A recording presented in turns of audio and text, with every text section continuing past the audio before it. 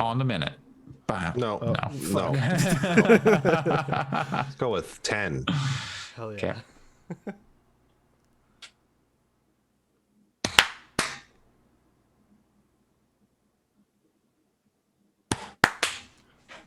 Thankfully, I was not willing to blindly trust you.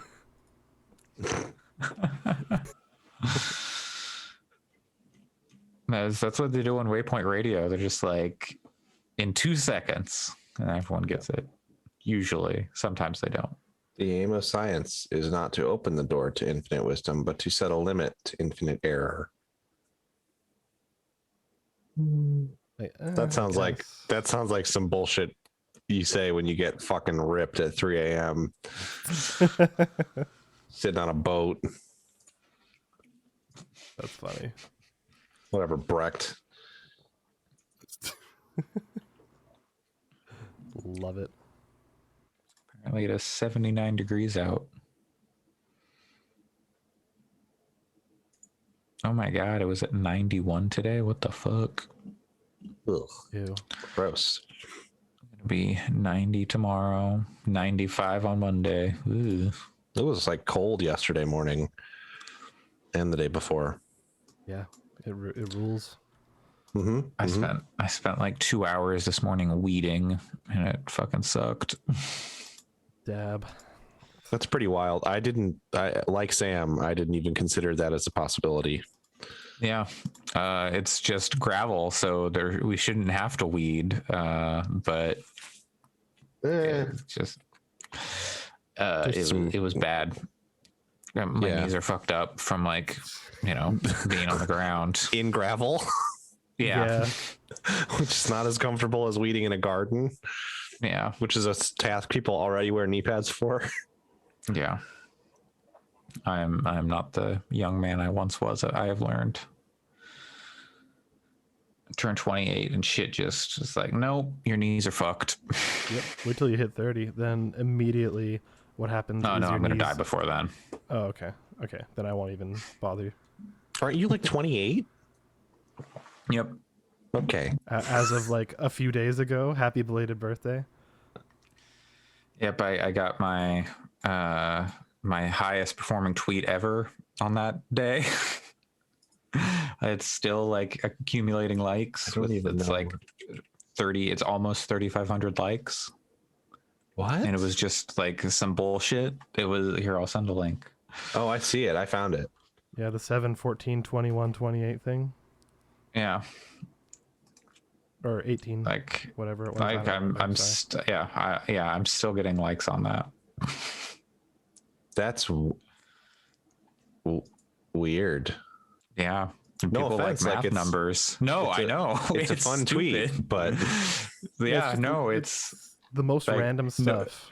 Will be the like ones the that person who posted it is like, what the fuck? Why are people still liking this? And then people are arguing about like date formats and the replies. Twitter is stupid. Yes, hey, it is. I'd rather have that be like getting notifications for that than like some bullshit. Yeah, absolutely. But, of the stupid things, that's the kind of stupid that's harmless, at least. Yeah. It's just like very strange. Yeah, you know what? This looks fucking rad. And it's just an indie game. That looks like it's an indie game that looks like Quake. So that's all I need. Which one was this? Sorry, I accidentally called played something loud. Derelict. I don't know. Derelict it just happened to be at the top of my Twitter feed. Derelict these nuts, you mean? No, I think in Zoolander it's Derelict my balls. Oh, I don't remember that. I'm really glad we're But I getting mean, all this. Derelict these nuts is also good. Oh, whoa, that really peaked. What the fuck is going on there? Your audio is all kinds of fucked up today. I just turned my gain down. Oh, yeah, Do you're I much still quieter. sound okay? Okay. Yeah, you're quieter. Let's God. see. So here, maybe this is okay. No. Did you look up licking balls and then were disappointed by what you found? Oh, hi, Kat. No, I'm sure I would be cool with whatever. I don't know. Alexa, derelict these nuts. No, I put it in the podcast chat. The thing that I said, "Oh no," at. Okay. It upset me. Let me open tab again. Space Jam, baby. Oh no. Okay, that's all I needed to know. Oh no. If they would have done that crossover, I probably would have watched it. I almost want to watch it because I want to see all that stuff in context because it seems so fucking bad, but I know that's what they want. It seems like a bunch of non sequiturs from the clips that come out. It's but like, I how also do like you LeBron possibly... James, so Yeah, I don't know, dog. That stuff seems bizarre. and I already have HBO Max, so is it really hurting me to I don't know. Oh, is your time worth it? I mean, I'm not gonna sit and pay riveting I'm gonna put it on while I do other stuff. Fair enough. You're not going to give it your undivided attention for 2 hours absolutely or whatever not. it is. Absolutely not. Is it 2 hours? Is it 2 hours of just pure garbage? Let's look. Space Jam 2 runtime. I hope it's not two 2 full hours. Oh It my is. god! It is. Nobody can make literally- it. Nobody it is can make long. hour-and-a-half movies anymore. It is longer than Godzilla versus King Kong. God, why my audio keeps peeking the fuck out? Weird. I wonder why. I don't know. It's every once in a while I'll say something that's just like ah. Because you sound normal here. It's weird. Yeah, but my Audacity file. What? Yeah, what is going on? I know. I don't think I've noticed any weirdness with your previous file recordings. Yeah, but I think it just seems like this time. But yeah, it should be okay. Are you running any kind of gating or anything? I Nope. forgot if you do that. Okay. Yeah, I don't know them. I had some stuff on before, but I turned it off because I was like, whoa, Alex sounds weird. And then I turned everything off. Oh, part of that thing I was telling you about, Alex, that like Nahimic or whatever it's called. Part of the thing is it's got a thing called Sound Tracker, which you can turn on in certain games, compatible games. And it gives you like a radar so you can hear like surround sound and like it'll pinpoint like, oh, that sounds from over there. I'm like, that's just cheating. That sounds like having hardware to help you cheat. Yeah, so if you're playing like Battlefield or Call of Duty, it'll just be like over here, and then you can just like found them. Just wild. That sounds like a step away from having like an aimbot or something that is just built into your hardware.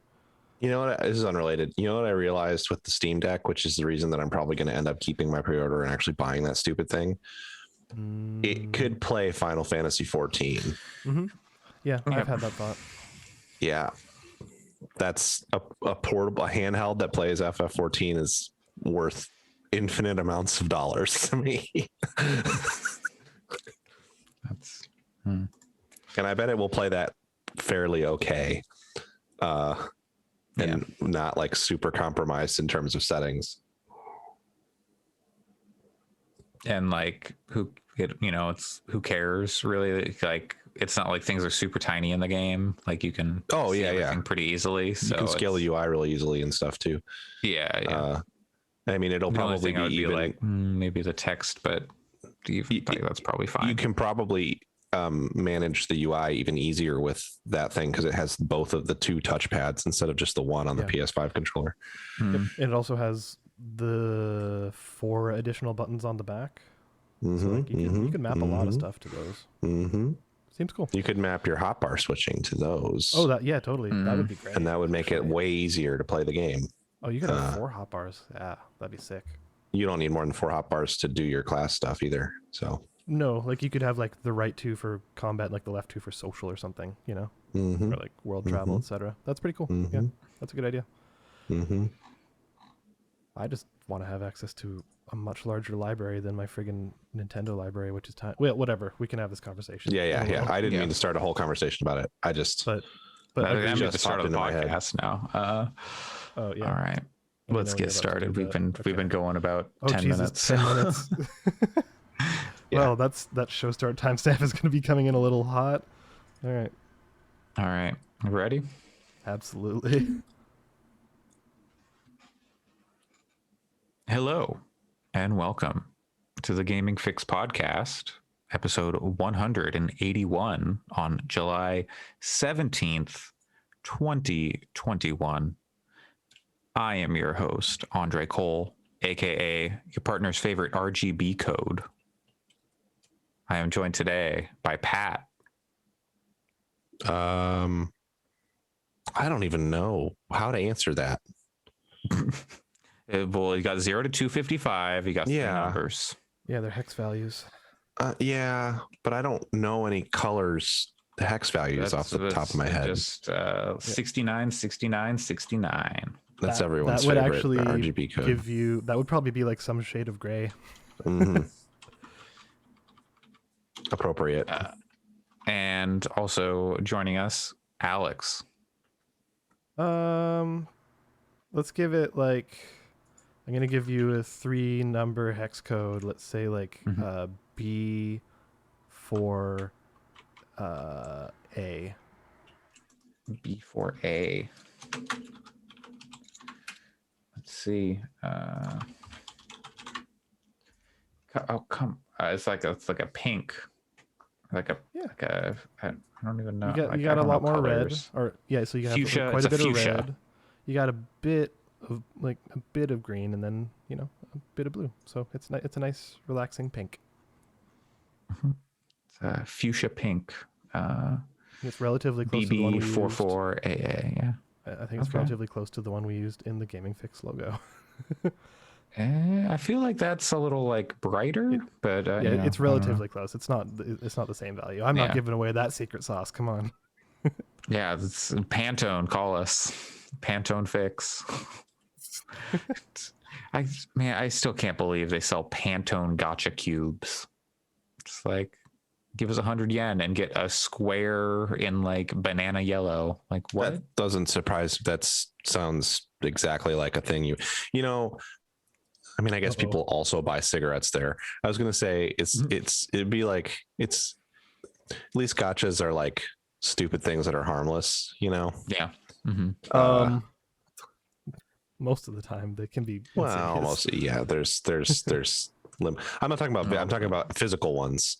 Yeah. Okay, like capsule machines. Pantone Gotcha machines. Yeah. Okay. Pantone gotcha mobile game. No, certainly mobile gotcha, video gotcha games can be very insidious. Yes, I gotta buy the $3,200. I would say buy a $3,200 phone so I can see more colors. I would say the majority of digital video game gotcha games are probably a little insidious. That's what I thought you were referring to. Okay. Anyways, No, just you got your Genshin regular, Impact store yeah. gotcha. Yeah. There's some out there that are pretty great gameplay, but Some out of the dozens that exist, if not more, most of them suck and just want to take your money. Yeah. And take your money. I wonder if we could. God damn it. Ching ching. Oh Yeah. It's not I'm the a little reference I was tired. expecting today. Hey, you know what? There's always space in my life for that song. What is the one? There's like Neil Cicierega does a song that clips that, and then he puts something else in the gunshot sounds. That's very funny. But what the fuck is it? Like a Yoshi sound or something? Oh yeah, I don't remember. I can't remember what it. No, it's meowing. It's meowing, and then it has a Yoshi sound at Meow the end. meow meow. Well, Yeah. did he All do I that want to do first? is meow meow. I mean, meow meow meow. There's Meow the Jewels, which is all Well, Yeah. the Run the Jewels, but every instrument is meowing. Yeah. well, every and sample. all the swear words are meows instead of Oh yeah. I forgot regular about that. censored. Yeah. Yeah, it's funny. LP Meowing is a strange Fix. individual. I think Where they we are record anyway. we record an episode of Gaming Fyx and then replace every word with meows. Every But always word? replacing the same Yeah. word with the same meow. Yeah, we have to put up like a that lexicon. sounds like a really I'm getting anxiety just problem, thinking big about. problem. Yeah. It's like how people learn like Klingon or like Elvish, and people can learn But we don't know. Meow Fix language. But yeah. Oh, I see. Yeah, because we made it up. Yeah. Yeah, That sounds. I mean we can work on getting cats to speak English, and then they can translate their language for us, and then we can and do a language exchange. don't think it so we works can that use way. I don't think authentic cat voice. I don't think there's authentic just cat like meows. I don't think it's possible to make like a Rosetta Stone for cat language. I'm pretty sure they communicate on a completely different level than us. I think it's time to train some machine learning models on friggin' cat meows. I'm willing to bet that you could get an AI to figure out how to talk to cats, but it would be I feel like they've done that. Like they're like, this one means they're hungry. This one means they got a shit. Yeah, and this there one is a means they cat. fucking hate you. Yeah, there is a so cat everyone translation they do app. that one a lot, I'm guessing. Yeah, it's you know. My Well, cat have you- doesn't really hate me. Okay, have y'all ever seen those? There's videos on YouTube of like people who have trained their cats and dogs to push buttons. Yeah, I I follow a love lady on those. Instagram who did it with her dog. Bunny. No, Stella. Okay, Bunny is fucking awesome. Bunny is the one who had the existential crisis of saying like hitting the buttons for who's this, and then looked in the mirror, and then the mother says, "That's Bunny. It's Bunny," and then it just cuts to the dog, like looking out a window for about 10 seconds, and then walking back to the button that says "Help." It's really good. I'll find it. I'll put it in the show notes. I think I love those videos. I don't know how much I believe that the dogs necessarily know what they're doing. I think some of it's staged. I think the bunny ones are legit. All I'm saying is that if a dog is that intelligent to communicate with buttons that effectively, then I'm surprised that the dog has not been forcibly removed to a lab to study it, you know. Like some of it's pretty wild. That is a pessimistic way to look at it, but I also don't disagree. Yeah. I feel like I feel like there was a similar thing with the dog I'm talking about, like a similar like but I'm sure it's a combination of like, things. Yeah. There's also some good cat ones that are interesting. Because you can train a dog to do all kinds of stuff. I doubt that it's meant maliciously either. I'm not saying that I think the owners of the dog are like trying to lie to the world in order to make social media money or something. No. This lady with Stella, she wrote a book. So if she's grifting, she's all the way in and not just social media. So also, yeah, I am sure you could train a dog to do things like push the button that says "feed me" when the dog wants a treat and stuff like that. Of course, you could do that. Totally. Does the name Pavlov ring a bell? Yeah. I mean, more. I doubt that in the who's this help video that the dog was like trying to ask, what is this animal in the mirror? Oh my god, that's me. I can't process these feelings, help me. I don't have object permanence. But what if that is exactly what happened? Yeah. Existential fix. Yep. And Existential. Then dogs wouldn't be eating their own poop. Hey, what if it tastes good? What if they're onto something and we're not? What if we've been missing out on it? We just play poop Apparently games sometimes. Dogs really love eating cat poop in particular because apparently it's a little sweeter. They sure do. Let me tell you from experience. Lock up it your is litter much boxes. sweeter. It's lucky that we have a there is a gate so that the dog cannot go to where the cat can jump over and the dog cannot get over. That's an episode title. Separates it's much sweeter. The rest of the apartment from the bathroom where the litter box is. Thankfully, the door creaks loud enough on the bathroom that I can hear it. Warning. Yeah, so if I hear the door creak and I can look and make sure the gate's closed and that the dog is not in there. Yep. Then you can be like, oh god, the dog is trying to eat cat dump. It happens less now. She's better about it now because she also gets in trouble when she does it. But for a while there, it was like if you just looked away from her and there was access, she was going to get in there and root around in the litter box. Well, Pat, let me pose a hypothetical to you. Yes. You're sitting in your like racing rig in your seat. You got your wheel, you got your monitors pulled down, you got your whole situation set up. And then you hear that door creak. You look over. The door is closed, or no, the gate is open, the door is open. You see the dog going into that bathroom, but you're in the middle of a 24-hour race. Your team, they're on your back. What do you do? I probably aggressively yell for my partner to go take care of the situation. Nope. No, and your if partner she's is on Mars. in that case, the dog is probably going to eat some cat poop because I can't. Stops. There is no. Yeah, you can't. You can't No pull over. on. No, you can't pull over and get out of the car to go deal with the cat poop situation. Yeah, you can't deal with the force of nature. No. I'm assuming that's a segue to talk about the fact that last weekend I was out because I raced the iRacing 24 Hours of Le Mans.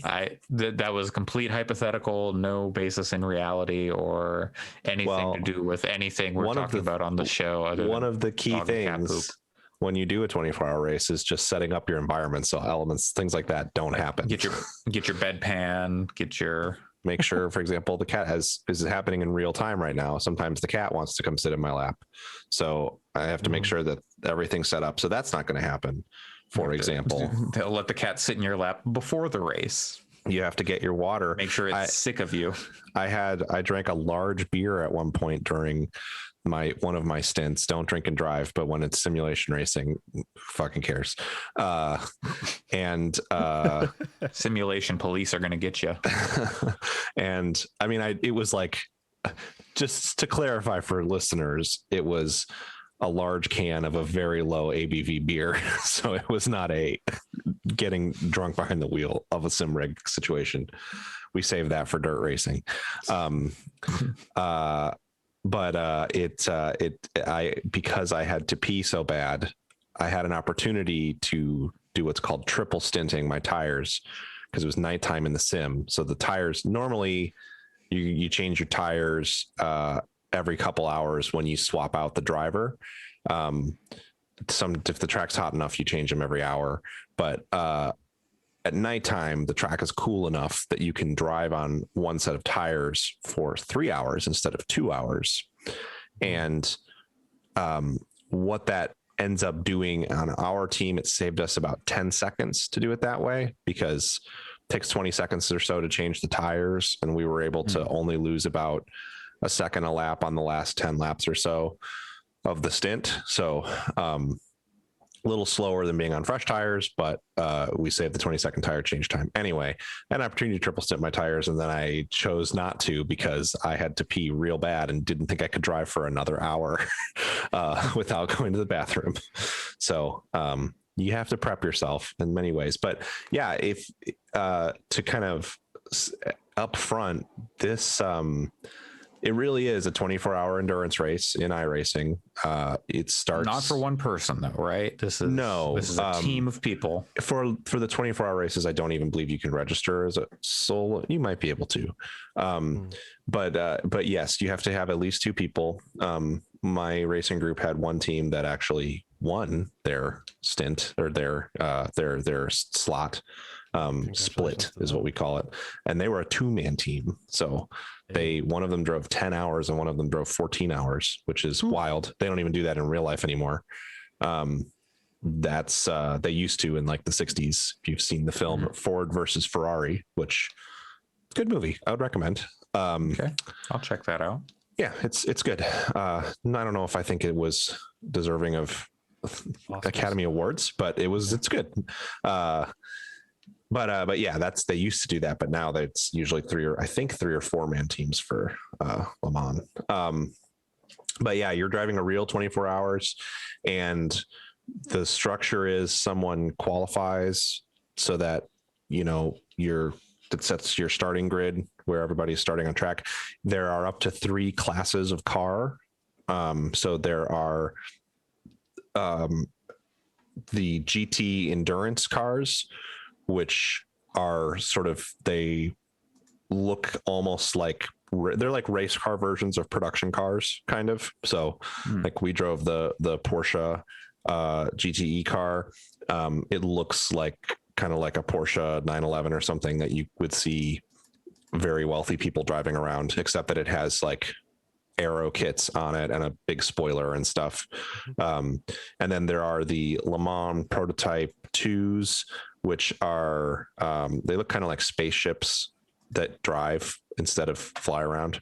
And then there's the LMP 1s, which are even faster and have like a boost button where they harvest energy and braking and then can burn it when they are on straights. Some like Formula E kind of shit. Yep. Yeah. Formula One cars have it too. So all three of these different classes of cars are racing on the same circuit. They're not racing against each other. They're racing against other cars in their class, but they all go at different speeds. So we were in the GTE class, which is the slowest, which means, and in our split, we only ended up with P2s. We didn't have any P1s. So we just have these P2 cars, which are a lot faster. They pass you fairly regularly because they're racing their own race. But yeah, you do your qualifying and then somebody starts the race. It's a rolling start. And then your car's going for 24 hours. You're stopping every couple hours to swap drivers and take tires. You have to stop every hour or so for fuel in the GTE. And so how does that work in the actual video game sense? Like, is basically one person spectating and then there's a button you push to swap the driver? Yep, that's exactly it. So you can as long as you iRacing is a 13-year-old program at this point that is built on that's built on a 20-year-old NASCAR game. So I didn't know that part. That's hilarious. Yeah, it is still arguably the best sim in the world. There's some people who will say there's other ones that are better. It's phenomenal. They've done tons of visual updates to it over the years. It certainly doesn't look like, Forza Horizon or something, but it actually it looks pretty nice at certain moments. The cars look pretty good. Mostly it's just like the trees and some of the level geometry that is off track that can look a little like it's from 13 years ago, but it's hardly matters when you're doing it. But it is definitely the reason I bring that up is because you have to own the track in one of the cars in order to spectate a race. So it's not really a spectator feature that you can just do for like, oh, I just want to watch this friend of mine race. You can, but you have to own pieces of content to do it. But in this case, when you're all on the same team, you're registered to the session as a team. When you are spectating your teammate, you can step in as their crew chief, which means you can set up their pit stops for them, which isn't that big of a deal. It sounds crazy, but once you get used to driving, it's pretty easy to set up the pit stop in your car. And then you can also, when the car is stopped in the pits, there is a button to remove the driver. So you basically kick the person that's driving out, and then you jump in the shot car into the air out of an ejector seat, more or less. Ragdoll. And then it adds like 30 seconds to the pit stop for a driver swap, which is often, I don't know if it's true for that particular endurance series that includes Le Mans, but generally they have like safety rules for swapping out drivers. So you have to stop for a minimum amount of time when you swap drivers, just to make sure that nobody's cutting corners on like not strapping in all the way and stuff before they leave the pits. It's also very funny in real life endurance racing, since people are different sizes, so that they don't have to adjust the seat at all, because race car seats don't really move like your standard road car. The shorter drivers have like cushions attached to their butts, so they jump in the car with a big old cushion attached to their butt. It looks like they have poop in their pants and they run to the car. Awesome. So it's like basically it's very funny, shoving a telephone book down your pants. Sort of, yeah. It's very similar. And they're like, except they're like fully cupping them because they have to provide some lumbar support too. So wow, ergonomic butt pillows. Yes. But in sim racing, you don't have to do that, at least. Well, but what's cool, nothing's stopping you. But the thing that's crazy about endurance racing is there are no like take backs or anything. Like, if you fuck the car, if you've been driving the car for 10 hours and you fuck the car and it's dead because somebody hit you or you hit a wall, it's over. You're done. That's too bad. But it's also awesome because it means it's actual. There's like, you do actually have to take take there's care. serious stakes. You can do things like tap a wall, or if you get into these cars are generally pretty, they're not like F1 cars. They're pretty durable. That's part of the whole reason. I mean, they're built to be durable because this is their primary function is racing and endurance racing. So typically you're not going to get totally killed from one accident or one bang into the wall, as long as you didn't hit it at full speed. And then in the pits, one thing that iRacing is not great at is the damage model is a little wonky at times. iRacing is like a phenomenal simulator when everyone is and everything is going well. When things start to go poorly, it does get a little wonky. Not so much that it doesn't model the damage well when it happens. It's more that you could like hit a wall going 40, 50 miles an hour and totally fuck your steering so that the car feels terrible to drive. And then you go to the pit stops and it's like, oh, it's a 2-minute repair, when that's the kind of thing that would probably kill a car in some situations. Yeah. Or you can have situations where like you barely tap a wall and it's like, oh, 20 minutes of optional repairs to get the car feeling good again. And you're like, what are you talking about? There's a Jimmy Broadbent is like a very famous sim racer. He's races real cars too now, but got to start sim racing. In his split, he hit a wall, and it might have even been a netcode issue, but he hit a wall and totally screwed up the car. And they took it to the pits, and they took the repair time, but it still felt bad, which can happen. There's sometimes that the damage isn't bad enough for them to force you to retire the car, but there's no way for them to fix it to make it feel good again. And then another person on the team ran it into a different wall, and then it fixed the steering. And they were able to continue the race. So, yeah, that's the real on the other side. That's the way they do it in real life. So anyway, all that damage stuff is fully there. We had one of the teams in my group. They got screwed in the middle of the night. And what's wild is like our split started at midnight on Friday. It actually started around 1 a.m. The server opened at midnight. And so I stayed up until about 2 a.m. watching the driver who started it until another team member could take over spotting, because you generally don't want to leave someone alone. iRacing has an in-game spotter for the actual purpose of spotting cars for you, but you want to have somebody there to talk you through stuff and to talk about like, okay, on that lap, you could have done this and this and this, because again, like you're talking about trying to gain positions over a 24-hour period. So like, and it's also on a track that has 4-minute lap times, which is very long. So but when you're doing that for over and over and over again. But what's interesting about it is if you're talking about an hour long like F1 race, you need to get, and we practiced for weeks ahead of this as well, but if you're talking about an hour long F1 race, if you're like a second off the pace, it's like, that's an enormous deficit. And it's unlikely that you're going to be able to run 4 or 5 laps with us being a second off the pace and then still remain competitive with the front of the field. Because they're out of the 60 laps you might do in that race, that being 5 seconds then off the leader is devastating to your race. When you're talking about a 4-minute lap over 24 hours, you can be a second down and then talk through it and go like, okay, why were we a second down there? Where can we tighten this up and totally get back on it and take somebody? It sounds to me like I understand that because I play a lot of Trackmania, and it's because Trackmania is that in a tiny microcosm form, right? Like you are just against yourself instead of like worrying about other people. Yeah. Right. So your spotter is yourself and you're checking out your split times and okay. So that makes total sense considering it from that perspective. And imagine racing one track for 24 hours straight, trying to get your time down. I can understand why that would be appealing to some people, but so for the team you were doing it with, how many time zones did you span in order to properly? So 4, we had a 4-person team. And there was a driver on East Coast time, and then a driver on like Central Europe time, and then a driver that was in Southeast Asia. So that makes total sense.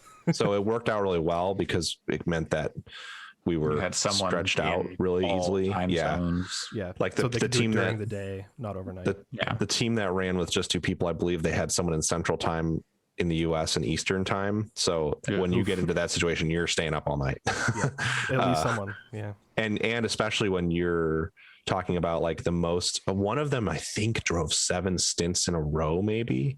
What is a stint? So in their car, a stint, that's like a stint in racing motorsport terms is like your time between pit stops. Okay. And gotcha. so there, or in endurance racing, it also refers to like how long you drive. He didn't drive for 7. He had to pit during that. He drove 7 stints. So he drove 7 pit stops. But in their car, it's different for every car. They were driving a P2 or P1, which I want to say stops every like 40 minutes instead of every hour. So it's different time than our car. But anyway, it's a really awesome sense of community and stuff. We ended up finishing P5 out of 20 cars in our class, which felt awesome to get that high when it was 2 of our team's first endurance race. And it's definitely like a very much like, okay, when can we do this again? Because this was awesome and I want to do it again as soon as possible. Is it a yearly thing, or is it the kind of thing where they do it like you can do it every month if you have like a bush league basically? Le Mans is generally a yearly thing, but there's several different tracks. Like next weekend we are racing the 24 Hours of Spa. We wanted to do a silly mega team where we race in a bunch of different slots. I don't think it's going to happen because we couldn't get enough people to commit to it. And even if a couple of the other people and I agreed to drive 14 hours over the weekend, we couldn't get it to work. And I said I was tapped out at 14 hours. I'm not doing more than that in 2 days. But that will be really fun. That track is more of a traditional circuit. Le Mans is like very much built for the 24 hours of Le Mans. It includes public roads in addition to circuit sections. The Spa is a track that is just a racing circuit, and the lap times are closer to like, I think they're probably like a minute 20 in these cars. That's going to be all GT3 cars. So GT3 cars are even more closer to you could just go and buy a GT3 car if you wanted to. It would cost you $500,000, but you could do it if you were rich and just had the money laying around. And people do. There are amateur drivers who race in GT3 cars. So that will be a lot of fun. The following week on a Friday, I'm doing. That's why that Porsche's named the 911 GT3. Got it. Yes. Yep. Got it. There's GT3s, there's GT4s. GT4s are even like babyier cars. They're even closer to just like regular old road cars. Do they say I'm baby ooh woo? If you ask multi-class drivers, they'll tell you that all the GT cars say I'm baby ooh woo as they pass you. There is constant like salt between different classes of drivers because P2 drivers will be like, get the fuck out of my way. And GTE drivers are like, fuck off, pass me when you pass me. I had one incident, it didn't turn into an incident, thankfully. There were 4 P2s. None of them were racing each other. They were all on different laps because everybody gets spread out across, like there'll be people that are laps up and laps down. And I came into a corner complex that is very tight and very hard to drive at Le Mans, and there is no room to pass, but they were going to pass me there, even though there's a long straight that would have been easy for them to pass me on right after it. And I ended up getting sandwiched between 4 P2s, and I had like a jokerification moment where in our Discord call, I started being like, fuck off, what the fuck? I mean, they couldn't hear me because they weren't any of our drivers, but yeah. I had to yell there, so I didn't yell in the actual voice. They need proximity chat. They have, so they have voice chat. You can open your window and yell out at the people. Push a button to like flip them off. Yeah, I was gonna say like voice chat off. I was gonna say you need like some kind of camera pointed at you so it can track like you as your driver, like have like the windshield being taken up by your face so they can see you double middle finger flipping off you at each can other. At least you can flash your headlights at people. That is one I pissed somebody off because there was another GTE car that we were 2 laps up on that was very slow, man. and they wouldn't let me around. And so I flashed, or I wouldn't even say that. They were annoying to drive behind, but I found a way to get around them, and I flashed them, not to be rude, but to let them know I was passing them. And then they started like flashing me aggressively after I got around them. And I was like, man, I was just letting you know I was going by. I wasn't trying to be an ass. You should write a script that basically just flashes your lights like crazy. Like you push a button on your Elgato Stream Deck Mark II, which we'll get to in news. And then it just goes brrrr. You could. It would suck for you as long as, if it was at night, it would suck for you because in a lot of those cars, it turns the lights, it like flashes them all the way on and off. It doesn't flash them between brights and not brights. So it's like a strobe effect. It's like a strobe. It's a little rough, but yeah, it's fun, baby. We're doing, there's different lengths of endurance. I'm doing the 4 hours of Rowville in 2 weeks as well, which is Rowville is the Charlotte Motor Speedway Rowville, which is, it's called the Rowville because it's a speedway. It's like I think it's a 1.5 mile speedway that they race NASCAR on, but then it also has a interior oval that is smaller. So in the Rowville, you start off, the first turn is turning into the smaller, kind of more rectangular oval on the infield, and then you race that, and then you have to navigate out onto the super speedway, and then there's a couple of chicanes they build just so that you're not just going straight. Really? What does that term mean in racing? Because I know what it means in French. So it's like a kind of like a tight kink. It's like if you took the road and then squished it. So it'll be like not fast, very tight left-hand corner followed directly by a very tight right-hand corner followed by another left-hander to get back going straight. So you end up coming out of the chicane going the same direction as you were coming into it. In French, a chicane is when you have an argument or like you're yelling at each other. So yeah, it's an argument with the road for sure. And they can be left or right. It doesn't. I wake up every day and I turn left, right, left, and then I pound on the wall. One of the things they do to make because Daytona is also Daytona. Exactly. Yes. It's also a endurance track. They have a road course there. And one of the things they do on those ovals to make them more interesting is they put chicanes on the straights so that you're not just driving on a long straightaway.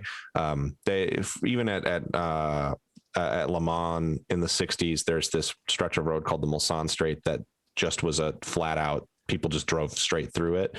And it was pretty dangerous because you would max out the speed of your car and then have to go into a very tight right-hand corner with a downhill braking zone. And so they added chicanes to that straight to make it a little more passing opportunities because cars have to slow down and a little less dangerous. So, anyway, yeah, we'll be racing, the 24 hours of Daytona will happen. I think there's 2 24 hours of Daytona, because iRacing doesn't have the rights to the 24 hours of Le Mans because I believe it's Motorsport Games who makes R Factor has the rights to 24 hours of Le Mans, like the official ones, but iRacing has the Le Mans track. So most of these races that are in these 24-hour races are event races.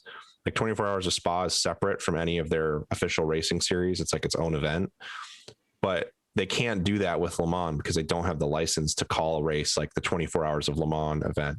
So instead what they did was they built a 6-race series with 24-hour endurance races every week or 2 weeks, maybe, that works just like all their other standard racing series that you do.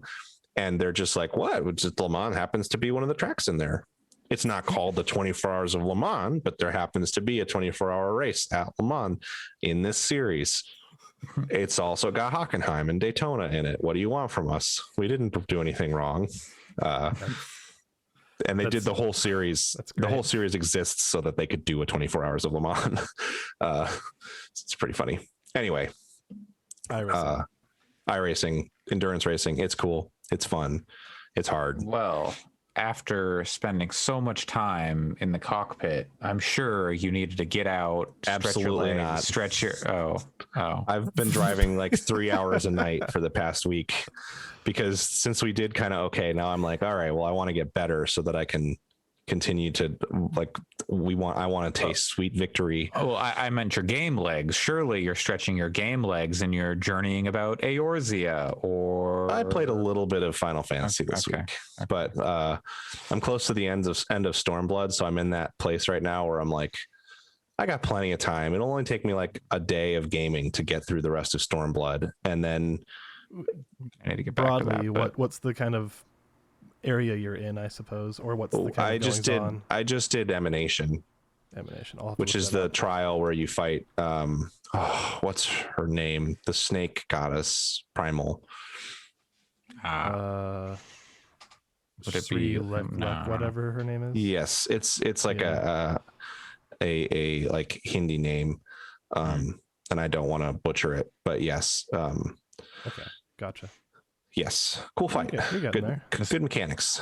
That was not meant to be a segue, and that was no. I'll just keep it brief for these two because we talked about Le Mans for a long time. But I played F1 2021. I actually had access to it early, but I wasn't on the podcast last week, so I couldn't talk about it very much. Wasn't it embargoed anyway? It was. I could have talked about the first part of the story mode which is mostly what I want to bring up here. F1 2021, the visual upgrade is pretty astounding in it. It looks really fucking good. It's one of the best racing games I've ever, like racing games based on real stuff that I've seen before. The lighting is beautiful, and I'm not even playing with ray tracing on because I like high frame rate in racing games. It's still probably the best. It's the best simcade game that is like close to being a sim that's still forgiving enough to be easy to play with a controller. Like Shift. Yeah, it's like that. Yeah, it's the best of those that exists. I think it's a good year to get into it if you. I would say if you don't have any interest in Formula One and you just like racing games, it's probably not for you because all it has is Formula One. And Formula Two, but they've done cool things. Like one of my favorite, it's silly, but one of my favorite parts of the F1 race every week is it has this like very dramatic intro that's like bum bum bum bum bum bum bum bum bum bum bum bum bum bum bum, and then there's this big like drum fill, and then it's got this very epic music, and then after they play the intro, the commentators come in and they'll be like, we're in Spa in France for the whatever Grand Prix the Spa is this year. And then they like go through each of the corners while the intense music plays in the background, and they tell you about the track, and they show historic moments. All that presentation stuff is way better in the game this year. It's not quite perfect to reality, but they do the music, they do the track layout, they do the like all that stuff leading into it. They banter a little bit about the state of the championship and stuff. So it's bombastic. when you start a career, very famous F1 journalist opens the career with like talking about like, it's been a strange year and F1 allows some folks to return to a sense of normalcy, and like they lean hard into talking about COVID without talking about COVID. And that stuff is kind of fun, but mostly I think the thing that's good for new players is there's a pretty interesting story mode called Breaking Point that they kind of brought back this year and expanded. It's neat because it's sort of a career mode situation. You start by you're playing a character named Aiden Jackson, which is like, can be entered into the boring protagonist name Hall of Fame. He's like a young up and coming British driver. He wins the Formula 2 series. The first race is you controlling him in the end of Formula 2, his Formula 2 career, which is like the feeder development series for Formula 1. And then he gets fast tracked into F1 and he joins one of a few different teams. You get to pick which team you're on.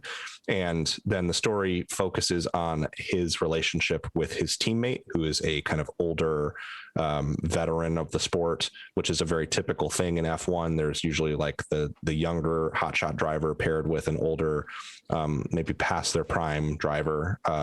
Like Lethal Weapon. Sure. For driving. Yeah, sure. And the story is not particularly good from a like writing perspective, because I mean it's shallow. Codemasters. It's not bad either. It's not like the dialogue is fine, and it's delivered pretty well, and it's all animated pretty okay. It is what it needs to be. Yeah, you can't expect it's as good. It's maybe not as dynamic, but I would say it's generally on par with EA Sports's like prior story mode attempts in things like Madden and stuff. Which is to say, it's in the game. Well, it does have that now at the beginning of of it, because this is the first. Now. Yeah. I don't play EA Sports games, so I don't know. Didn't know they still did. Oh yeah, it's in the game. It's actually a new little splash thing, because now it includes F1, and it's like a whole like it shows all the sports swirling around. And then it still I want to say it still says EA Sports. It's in the game at the end of the little animation, the same dude doing the voice. I don't know. I think it's the same dude. It doesn't sound as like you're about to get fucked the way that the old one did. The old one was like the old one felt like violent in a way. EA Sports, you're about to get fucked. Yeah. So anyway, I think I don't want to spoil it for people, but that Breaking Point story does some really interesting stuff, I think, from a like narrative perspective situation as you play it. And I think it's worth checking out if you're into Formula One already. If you are someone who buys these games every year, I think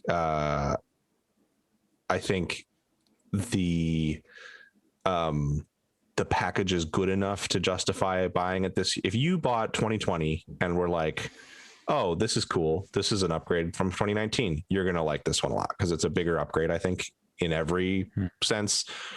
If you're someone who bought 2019 and said you'd skip 2020, this is a good time to buy it. If you are someone who's extremely pessimistic about yearly sports titles and you just buy them to complain about them, I guess do you. I know people who do that. And how about for people who have never touched an F1 game? Like, I think it's good. Like it is a reasonable like learning curve and point that's of the thing that Breaking Point is good about is it doesn't give you the career mode is fairly deep in these games, because there's lots of car stuff you can do, lots of upgrades and stuff. You can choose to do a career where you drive for another team or make your own team and stuff. There's a lot of meat there. Breaking Point is kind of interesting because it doesn't have you just do the driving parts, you don't do the team management stuff. And it also gives you certain situations. So it'll be like, okay, you're at the Brazilian Grand Prix, there's 9 laps remaining. You need to catch up to your teammate by lap 15 or whatever. And they're shortened races than from real life. But then once you get caught up to him at lap 15, then it'll play a cutscene where it's like, oh, they're racing really close together, and then they crash into each other and both of them crash out of the race and stuff. So it gives you these kind of scenarios where there's one that's interesting where you're like recovering from having had a flat tire. So you have to drive the car back to the pits, and then the pit stop happens, and then you have to do a recovery drive and try to get positions back. It gives you a good spread of different racing situations. And then from there, you can finish that. It's like 6 hours long. It's not super long. You finish it, and then you can go play a career where it's more complex and deep, and there's more going on, and it doesn't have those same scripted things happening. And everything's a little more generated and dynamic. Nice. That sounds quite adventurous and fun. Sort of like the exploits of a young wizard whose book was published in 1999. Oh, yeah. 97, actually, which 97, I can tell you because I also briefly touched Gran Turismo Sport on the encouragement of some racing friends, which is a way better game than it got credit for at the time, I think. It's kind of a shame that game didn't stick around in the discourse at all, and people just kind of wrote it off. But it's really good. It's more, I described it as being closer to like pod racing than iRacing, because it's definitely like Sim-E. You can you change the brake bias and fuel maps and stuff, but like People the just cars die all the time, constantly. No, it's more that the cars don't feel like the best way to drive in that game is with the nose cam, not the cockpit cam. In iRacing, you have to drive in the cockpit cam. In Gran Turismo, you can drive in whatever camera you want, but the nose cam is the one that gives you the best feel. So you don't really see your car at all. And the cars all kind of feel the same. They're a little different from car to car. It's just different top speeds and braking points and stuff. They don't feel like the cars have like, I can't tell you like, oh, the McLaren has a little more power on the low end, so you have to baby it out of corners a little more, or you can go around or something like I can for Assetto Corsa or one of these other sims. Instead, it's more like, I don't fucking know, this car goes faster than that car. But it's still incredibly fun in that respect, like given all that. The main thing I want to talk about though is the fucking menus are buck wild and they should be in like the MoMA. It like it like cycles through screenshots of cars looking really pretty because the game is gorgeous even by today's standards. I was playing it on PS5 and it's stunning. What? And then it'll occasionally just pop up with like news from like 1995. Amazon ships its first package, in between like pictures of cars and bits and pieces of news about cars. It's fucking wild. And I can't believe more people weren't talking about it. I was about ready to scream in like disbelief when it popped up and said 1997 J.K. Rowling publishes, which is also a funny thing to say because I don't think she published it, but close enough. But J.K. Rowling publishes Harry Potter and the Sorcerer's Stone. I was like, why are you telling me this? Fuck that. And also, why are you telling me this? So strange. It's very funny. Yeah, I you recommend. sent us all these screenshots and it was just like, this seems like okay. 1964, IBM creates the first operating system. Yeah, like that was the one that broke me. I was like, what? Why? Who? What? 1993. Some context. New universe, new mappings prove that we are in an infinite expanding universe.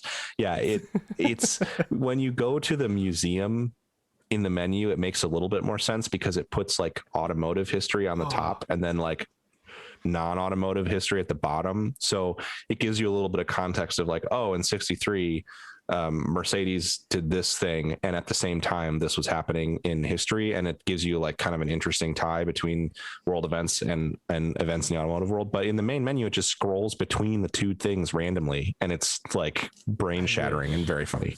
I wish this was on PC so that you could mod it, so I could be like, 2012, Alex's roommate Zach shits his pants. Yeah.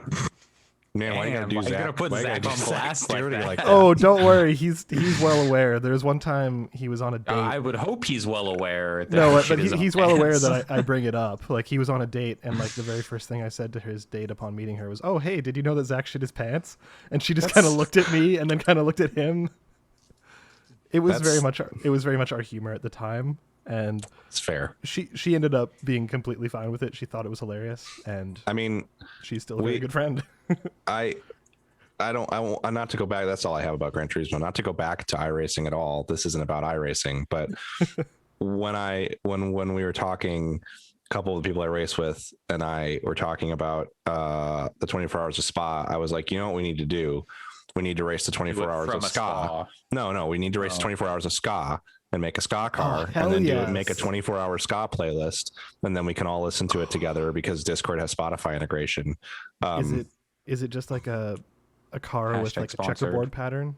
Oh, it'll happen. That'll be part of it. We haven't done the work yet. One thing I've learned when you're racing with a group, you spend a lot of time in Discord calls staring at someone working in Photoshop. Every car this person makes has Carly Rae Jepsen on it too, so she'll fit right in with the Scott car. Carly Rae Jepsen skanking. No, it's the specific one. It's one specific picture. How dare you? Skanking, not skank. Anyway, it ended up the other two nights. Thursday night, we were we made a 24 hours of ska playlist that was like actually earnest and included like some two-tone and some Jamaican ska along with third wave. And that's this playlist that I really hope we listen to that one. There's also one called The 24 Hours of Ska, but better, and it's 436 instances of Superman by Goldfinger, and then one instance of 99 Red Balloons by Goldfinger.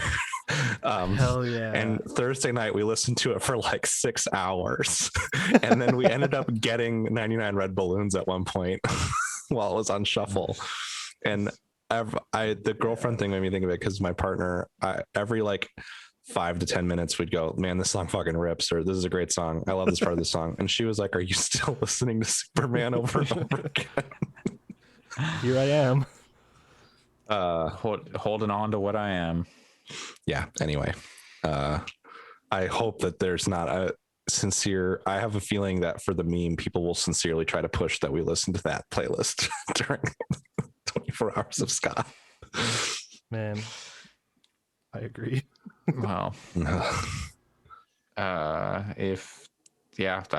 wow, that's dedication. Racing, it builds camaraderie, friendships. I can understand. It destroys you from the inside out with ska. So what's great is that pretty much everyone in this group, there's a couple of younger people, but pretty much everyone is already destroyed, and we're just bringing our broken husks of who we are together to do things filling it with Superman. But it's less that we're harming each other and more that we've already been harmed. We're just commiserating. Well, speaking of people who are, I don't know, husks or something, I don't know. I played a game. I thought you were going to talk about Final Fantasy. No. I played a game, came out a few months ago. It Takes Two. Yeah. Which is from Joseph Fares, who made Brothers, A Tale of Two Sons, and A Way Out. When did this game came out? This came out in March, end of March this year. It's like A Way Out. It's a co-op game. You have to play it co-op with either someone online or someone on the couch. And because it was my birthday this week, I used that as an opportunity to say, hey, what if I got a new PS5 controller so we could play games together? And so my girlfriend got me the red PS5 controller. Nice. It's pretty slick.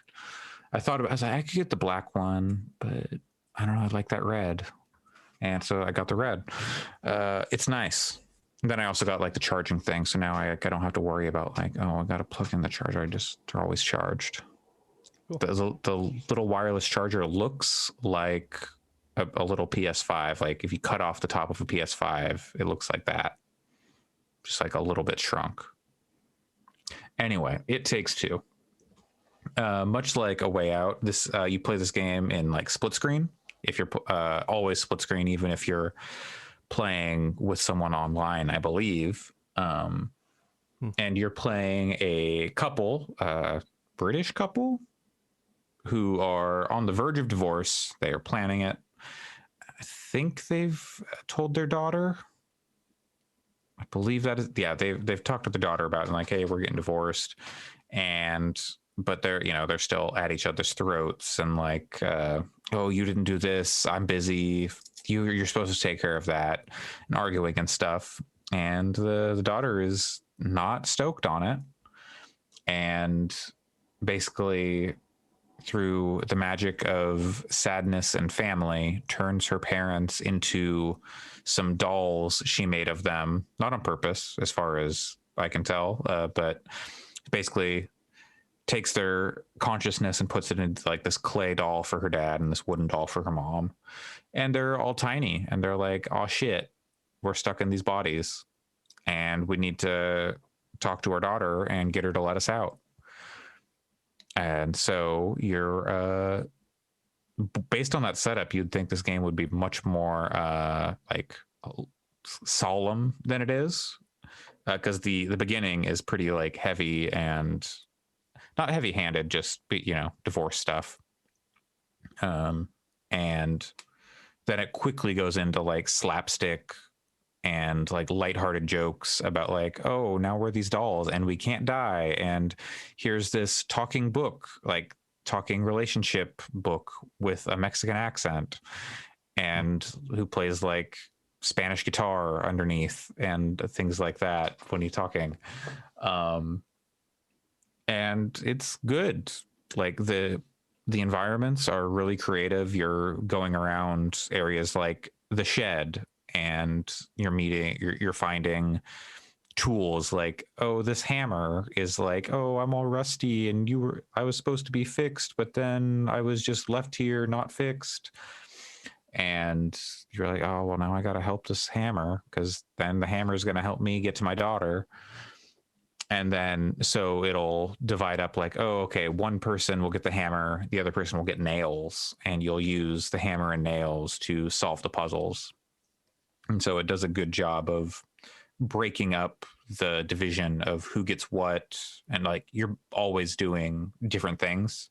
The two people aren't doing the same thing, which keeps it interesting, because if it was just like, oh, one person can do everything, or you can like switch back and forth, maybe you would focus on doing one thing. Or are there limitations on what one character can do versus the other? Like if there's a hammer and a nail, like you'll get like an item at the start of a sequence. So like with the hammer and the nail, like the mom, what's her May, gets the hammer, and then Cody, the husband, gets the nails.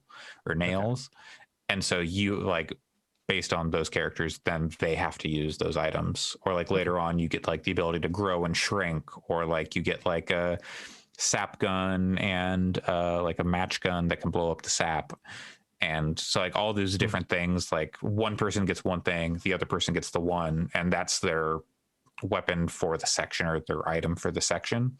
So you're getting good and like learning how to use, okay, I'm learning how to use this one item.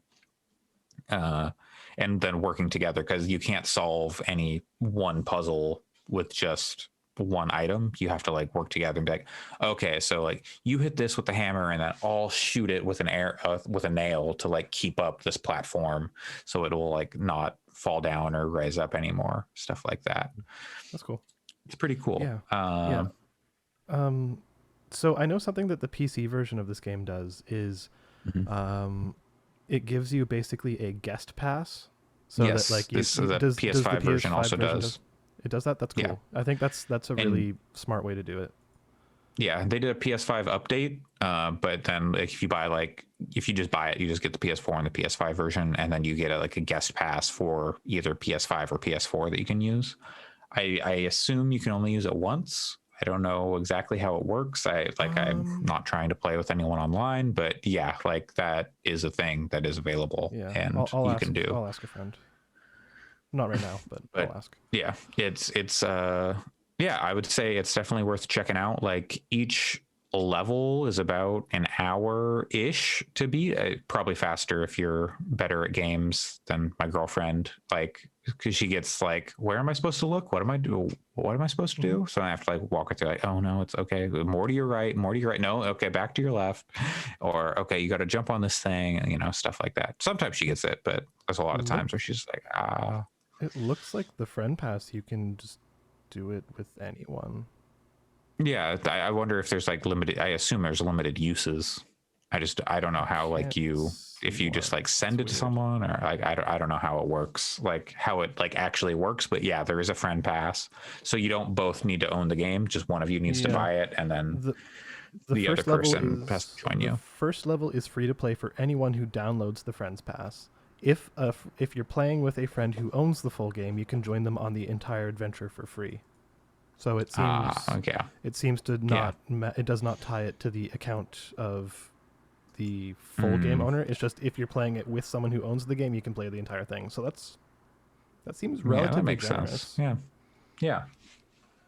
I've been hearing a lot of really positive things about the game, honestly. Oh, maybe you have to. Yeah, it's good. Like it looks beautiful. The puzzles are really like fun and pretty unique, I think. They've got stuff like the humor is pretty good. Like I met some squirrels, and like their whole sequence really made me just kind of bust up laughing, just because they're super militarized and fighting wasps. They're like, we need you to go kill the wasps, and then if you kill the wasp, then we'll let you go. And as you're going through, like the whole thing is like, oh, you're supposed to be learning like collaboration and how to reconcile your relationship. And so that stuff I'm like iffy on. Like there's no one way to like fully capture the complexities and experience of like divorce as like a child or a parent or, you know, as a couple or whatever. It just like for me that stuff doesn't really hit because like, well, my parents are divorced, did nothing like the couple in the game, like their issues, nothing like that. So, you know, that I can't really speak to, but like throughout the game, you're coming across like, oh, these are the tools that you said you were going to fix and then you just never fixed because you were busy, or there's my underwear. You like those underwear. I used to like those underwear on you, you know, or like, here's all our family pictures. Why are they in this tree with these squirrels? What is going on? You know, stuff like that. So you're like, and you're constantly bouncing between like, oh, this is fun. And like, oh, we just did like a fun mini game together and like, you know, play like a weird Game Boy game. And then also like, no, it's her fault. And like, she's the reason we're in this mess and blah, blah, blah. So it can feel a little weird at times like that, at least to me. But, you know, maybe that rings true to some people, but like the in level, like quips and stuff don't necessarily match up with the storytelling in the cutscenes. Ludonarrative dissonance. There you go. But it's a good game and it's a lot of fun. Like it's kind of the only game where I'm like looking forward to playing it at the moment. Like I've been playing like a few other things. Like I'm still playing Cruelty Squad, which when I'm playing it and I get to like a funny thing or like a weird thing, I'm like, holy shit, this game. But then also it feels like almost a chore to like boot it up just because of the difficulty and like the visuals are like kind of headache inducing at times. I played some Cruelty Squad as well. I think I like that game quite a lot, but it's definitely there's a lot going on and it's you good. Say not you, but people say they think of BioShock or Last of Us when they talk about games as art. I say Cruelty Squad is fucking another game that should be in the MoMA. Like, and actually, I'm serious. That is it should be its own exhibit. Like, fully, that game 3D recreated. Yeah, that game rules in many ways, but it is also fucked in many ways, and that's part of it and intentional. Go in and kill a dude sitting on basically a throne of Funko Pops. Yeah. Kill like a weird moving cube of meat that used to be a person. Chief of police or something. Yeah. Maybe he was like the pharmaceutical guy. And then reload your gun by holding down the right mouse button and moving the mouse. Yeah, it's and then pick up a gun and realize that to fire it, you have to like those fucking revolvers at the police station. You pull the trigger and it goes like slowly, like pulls the trigger back and clicks and fires. And then, and like you can see the barrel turning and like, what? Yeah. That's a game. That game is probably like on my game of the year list, but also it's real fucked up. Did you go fishing? No, not yet. Yeah, so it's like the third one of the early levels. You can go fishing. Oh shit! I knew there was fishing in the game. I didn't know you could do it that early. Yeah, it's the level with all the water near the start. Yeah, and if you turn around, there's like an island with a house on it. You can go to the island. You can get a fishing rod, and then you can just fish off the island, and then get a bunch of fish, and then you can sell the fish later. Yep. You can upgrade your body by boring out holes in your back that fire out excrement to make you dash. Or your feet, and then when you jump, you can double jump then, and then the ground is just covered in like orange goo. Yep. Or you can make it so that you can shoot your intestines out like a grappling hook. That game is fucking something, man. I think anyone who like is interested in game design and game theory and stuff should play that game, even if you can't end up dealing with its aesthetic. I actually like the aesthetic, even though it's real fucked up, because I like garbage, like very like low art trash kind of stuff that's intentional. I don't mean any of that to say it's not. It's carefully crafted, and I think that I don't remember the name of the developer. It's deliberate. They are incredibly talented. So when I say trash and garbage and stuff, that's not like a qualitative assessment choice. It is the aesthetic of the game. Yeah, we're gonna make the shittiest looking game we can. Yeah, that still has like because an aesthetic. It's on purpose. You get it if you play it, and if you look at it and you look at it. The one thing I would say is I kind of half thought that there was something like it was a Frog Faction situation where once you started playing it, something changed and it was like not the game that it looks to be on the Steam page. Yeah. That's not something that happens. It is the game that is marketed on the Steam page. So definitely don't go in thinking that it's Frog Fractions. Or is it? I mean, unless you found things that I haven't, which is possible. No, I think we're about the same distance in, as far as I can tell. Yeah, I'm like 5 levels in or something like that. Yeah. Anyway, yeah, that's Cruelty Squad and It Takes Two. It Takes Two, good game. I would recommend it to pretty much anyone. Like, it's a fun 3D platformer with co-op and good comedy. It looks beautiful on the PS5. Just like some of the environments, I'm just like, holy shit, this looks really nice. Like really detailed, fun gimmicks in the levels. Like they don't feel like gimmicks, like fun, like choices on each level, and like each level is like about an hour long, give or take. And we've done like 4 or 5 levels. You probably get about 10 hours out of it. Let's see. That's what I've heard, 10 to 12 hours, depending on the skill of the players. Yeah. Glad it turned out better than A Way Out. The Way Out. Yeah, I was gonna say the prison one. I can't remember the name of, but yeah, A Way Out. Yeah. I think I found like a reference to A Way Out in it. Like you find some action figures, and it's like the dad's like, "Oh yeah, this is my favorite game. I gave our daughter some action figures from it."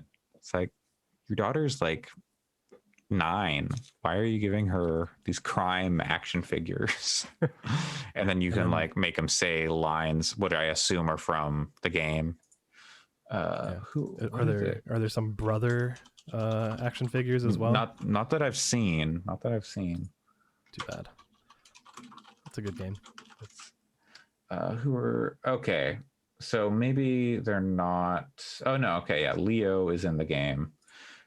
So yeah, Leo and someone else, I guess. I don't know what the other character's name, but yeah. So it is the characters from A Way Out, or just like in this little side room, which is weird, but hey, it happens.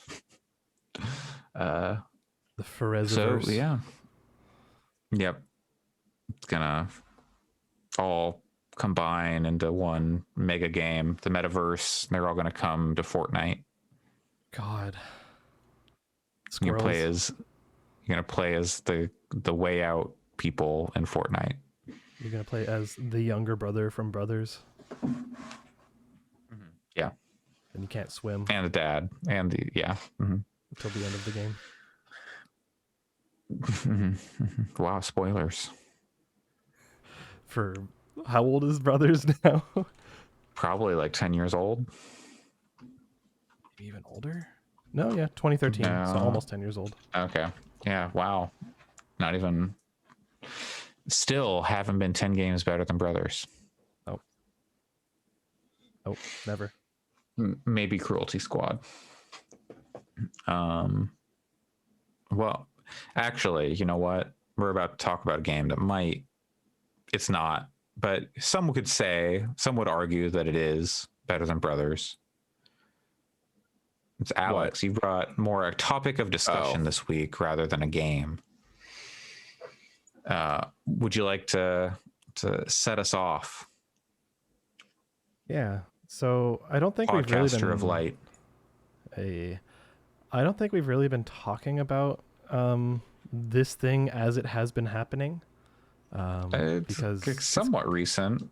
Yeah, like I think it's been happening over the past, I don't know, let's say 2 or 3 weeks.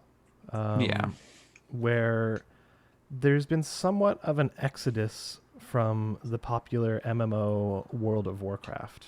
And Never heard of it. yeah, it's kind of niche.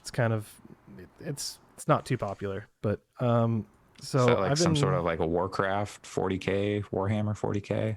yeah, it's a mod. You have chainsaw Okay. guns, duh. Oh, okay. So it's a yeah, space. Okay, I see. yeah. It's a But Space Marine mod. Space Marine. So basically, from what I can tell, and I've been talking to a few friends who do play WoW to try and get some of the context of why there has been this kind of exodus, where apparently, because I think we established this probably a year ago when I started playing FF14, that I'm not a I'm not a MMO, like expert by any means.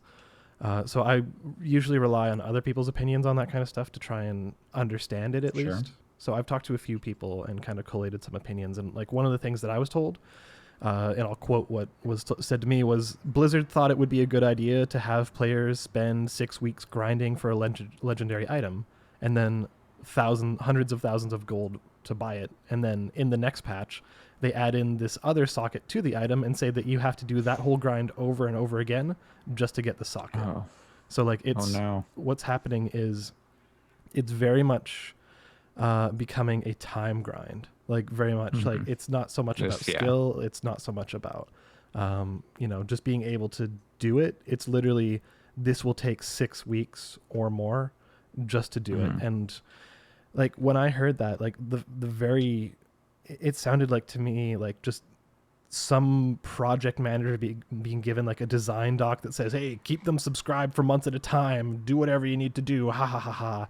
And I mean, that's kind of the challenge now, is like those things, like things are like so optimized that like people, eventually like they get to end game and then like, okay, now we can just like burn through like the serious players. And like, there is like who are you making the game for, the serious play or like the hardcore players, or are you making the game for like the average Joe? And like, how do you keep that, like, how do you keep that balance? Destiny has run into that a lot too. So there's a really good thread that I have linked in our group chat and I'm going to put in the show notes from Mark Kern, who is one of the original OG vanilla WoW devs. And it starts with this kind of insider leak that someone posted on 4chan that seemed not reputable, but Mark's commentary on everything was really, really fascinating, and I 100% agree with him. And I think it is something which plagues both WoW and Blizzard, as well as kind of the games industry as a whole. And to summarize it, he talks about how the video game industry, when it started and like when it was really becoming popular, especially back in like 2004, 2008, stuff like when WoW was really growing, is the industry was made up of people who loved games making games they wanted to play. Like that's how WoW was. It's a bunch of people who played EverQuest and like, yeah, we want to make something like that, but way better. And they made something extremely influential. Like WoW has defined a lot of modern gaming stuff for everybody. Like for better or for worse, it has. And the people that were behind it were super, super, super passionate. But now, like going by just what he has described in the thread, like the industry is kind of being inundated with people they call 9-to-5ers. Like it was clear that the games industry has suddenly become popular, and it's the kind of thing where it's kind of a cool thing to play games, and like there's just a lot of money to be made there. Like salaries were getting higher, so instead of getting really passionate gamers per se, you were getting people with like MBAs who were like super deep into the economic part of it, and they weren't there for passion. They were there to make their money and to leave. Like they don't care about the player experience. They're not playing the games. They aren't talking about games with people in their free time. They're literally just there for the monetization, for making 6 figures and that kind of stuff. And that has led to just kind of really questionable development in places like Blizzard. And there was a lot of times like it seems like there was a lot of times where people were right on the edge of leaving WoW. Like, it's like, it seems like the developers are out of touch and like they're doing some stuff here that we just don't agree with. But it seems like the recent deluge of just totally time grindy content is what finally broke a lot of people's backs. Like the, you know, the straw that broke the back, whatever, the camel, etc., whatever that analogy is. And it sounded like also that I heard people weren't stoked on like the story stuff that came in the most recent patch or whatever. It was like, oh, this is like a letdown. I've also heard that. Yeah. And so what happened was, well, Final Fantasy XIV is a popular online MMO with a free trial up to level 60, and it does include the Heavensward expansion. And it is a good MMO. Like, I mean, I haven't played enough of them to say like, oh, I'm a connoisseur, as we've talked about, but like, it is a good game, and it is different than WoW in a lot of ways. It takes a lot of inspiration because of course it does. And Yoshida has been very on record as saying like, he really loved WoW. He really loved like, what was the one that like destroyed half the world in, where starts with a C? Conquest? No. Cataclysm. Thank you. Like, he was a big fan of the stuff that did, and that obviously influenced parts of FF14. So that game became kind of the target of where a lot of, you know, WoW players ended up. So like now you're seeing the term of like WoW refugees. Like there's just been an influx of a ton of WoW players coming on to Final Fantasy XIV, and I can confirm that is true. And that is not just true in North America. Like, I play on a Japanese server, and it has also seen a huge amount of people coming in. Like, I'm in an English-speaking guild on a Japanese server, and that has exploded in terms of how many people are on it.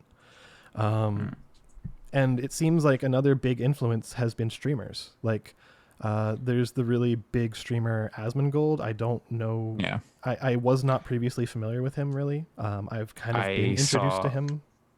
Yeah, I got a YouTube recommendation of him like watching a Dark Souls speed run for some reason. It was like him watching it for the first time, reacting, and he had the most childlike wonder, like he just ran past. It seemed like his first time watching like a speed run, period, like completely unfamiliar with the concept or something. He's like, he just ran past those guys. It's like, yeah. Oh, so, you sweet summer child. Yeah. So like, I am not super familiar with Asmongold's like history or what he's been like. Yeah. Or, like, I'm aware he's had some controversies around him, and he's kind of been, there's been some like toxic masculinity talks about him in the past, like 5-6 years ago or something. But I've watched a couple of his streams, and I actually think he's kind of an interesting streamer. Like, this is kind of irrelevant to the topic of WoW and Final Fantasy XIV in the industry, but something really interesting that he did is he seems relatively self-aware for someone as popular as he is, because he was talking about criticisms that he has received and how he's grown from them, and how he's like, yeah, no, these people are totally right. I fucked this up, like, and I'm working on it. So like, he was very open about that stuff, and I was like, that's cool. And I turned on one of his streams as it was starting, and the first hour and a half, he just spent looking at community content, like that his community had created on Reddit and Twitter, and like, it was just like him going through it and being like, yeah, the person who made this fan art, you're awesome. Like, that's so cool. Thank you for doing this. Like, he was being really genuine, like going through and being like, yeah, this is really cool stuff. And like talking about really good members of his community, and just like, it was really humble in a way that I thought was not what I was expecting from everything I'd heard about him. And it also seems like he is really, really enjoying Final Fantasy XIV, which is kind of awesome. Like, he went into it being like, oh, this is a weeb game and cat girls who fucking, oh god, ugh. And then he saw Yashtola, and then he was like, oh, uh-oh. It's like, well, oh no, I'm she's surprised hot. he could see. Oh no, anything. I want to fuck the JPEGs as well. I'm surprised you could see anything, because like when he streamed it, it was like a huge event, and God. Yeah, that, like, I feel like that sort of led, like, of course it's not one person, but like he is such a big streamer. Yeah, and being like the biggest WoW streamer, and what happened when he streamed FF14 for the first time, and it was just basically ruined that server, as everyone went into Limsa Lominsa, and everyone like just making accounts crowding on around that server him. and Yeah. trying to like log into the server and just shooting off. I like, think it's important. particle effects and stuff. I do think it's important to at least cover, like, we're very hot on Final Fantasy 14 here. I know like several people that I am friends with fucking hate Final Fantasy 14 because they think that the opening 60 levels of content is like a huge drag. And they were all like, I got to level 40 after spending 30 hours in the game and looked up how much longer I had to play before people say it gets good, and I don't have time for that. So I do think, but like, I've also met a lot of people who really love that first like 50 levels of content. So like I think I think there's also a lot of people that love grinding in WoW, you know, like I think some of it is subjective. Love the story. Yeah, like I've been reading a lot of feedback and stuff, especially like people being like, I don't know why people are complaining about these first 60 levels. I think the story's great. So like, I think probably because does WoW even have a story for the first 60 levels? Yeah, WoW has plenty of story stuff in it for but sure. It's not particularly good. Again, I think it's very subjective. Yeah. I think there's plenty of interesting story stuff you can get into in WoW that's more happens than the first 60 levels of Final Fantasy.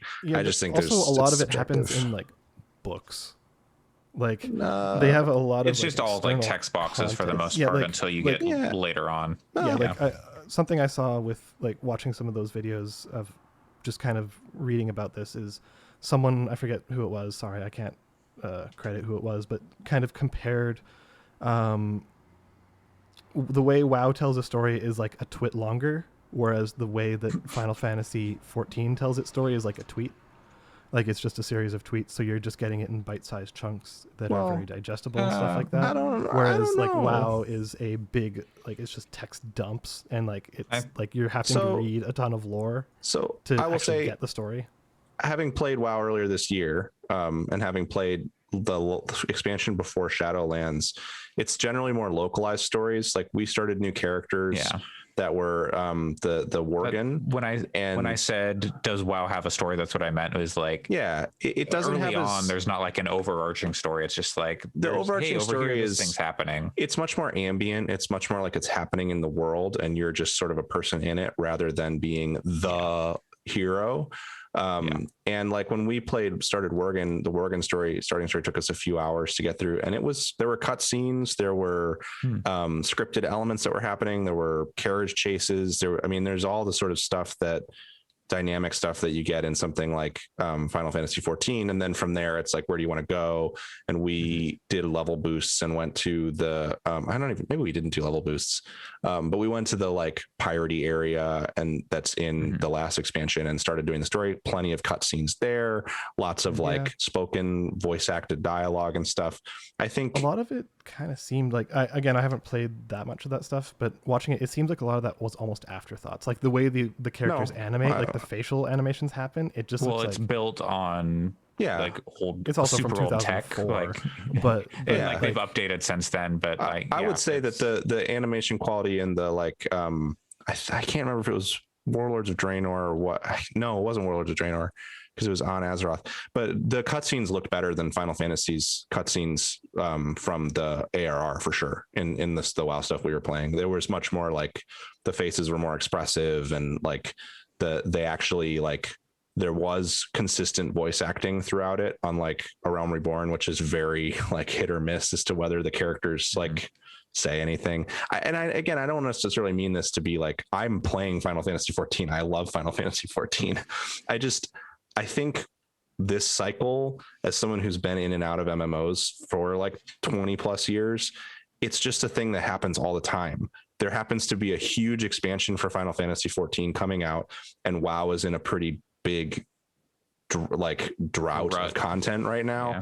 It's pretty common for like lots of players to drop one game and go to another game. I think it's just higher profile because the streamer is so popular, and he's kind of like leading the charge and very publicly like building a lot of hype for jumping ship to another game. But I don't know that it's I don't think I agree in like reading everything that I've been reading and just kind of getting all these opinions. Like it seems like Blizzard went from a place of doing what they can to maintain subscriptions to this point they're going to have to do something to like win people back, because a lot of people are so done like that. And these are people that have been playing the game for like 15 years, and these are people who, you know, have had social relationships and all this kind of stuff. Like it sounds like it's a fundamental like actual exodus because people are so just like pissed about I this guess game. We'll see when like the next expansion comes out. You know, like is it going to be a boycott Call of Duty 2 thing? Or, I'm not saying that I think Advanced Warfare. No, what is Modern Warfare 2?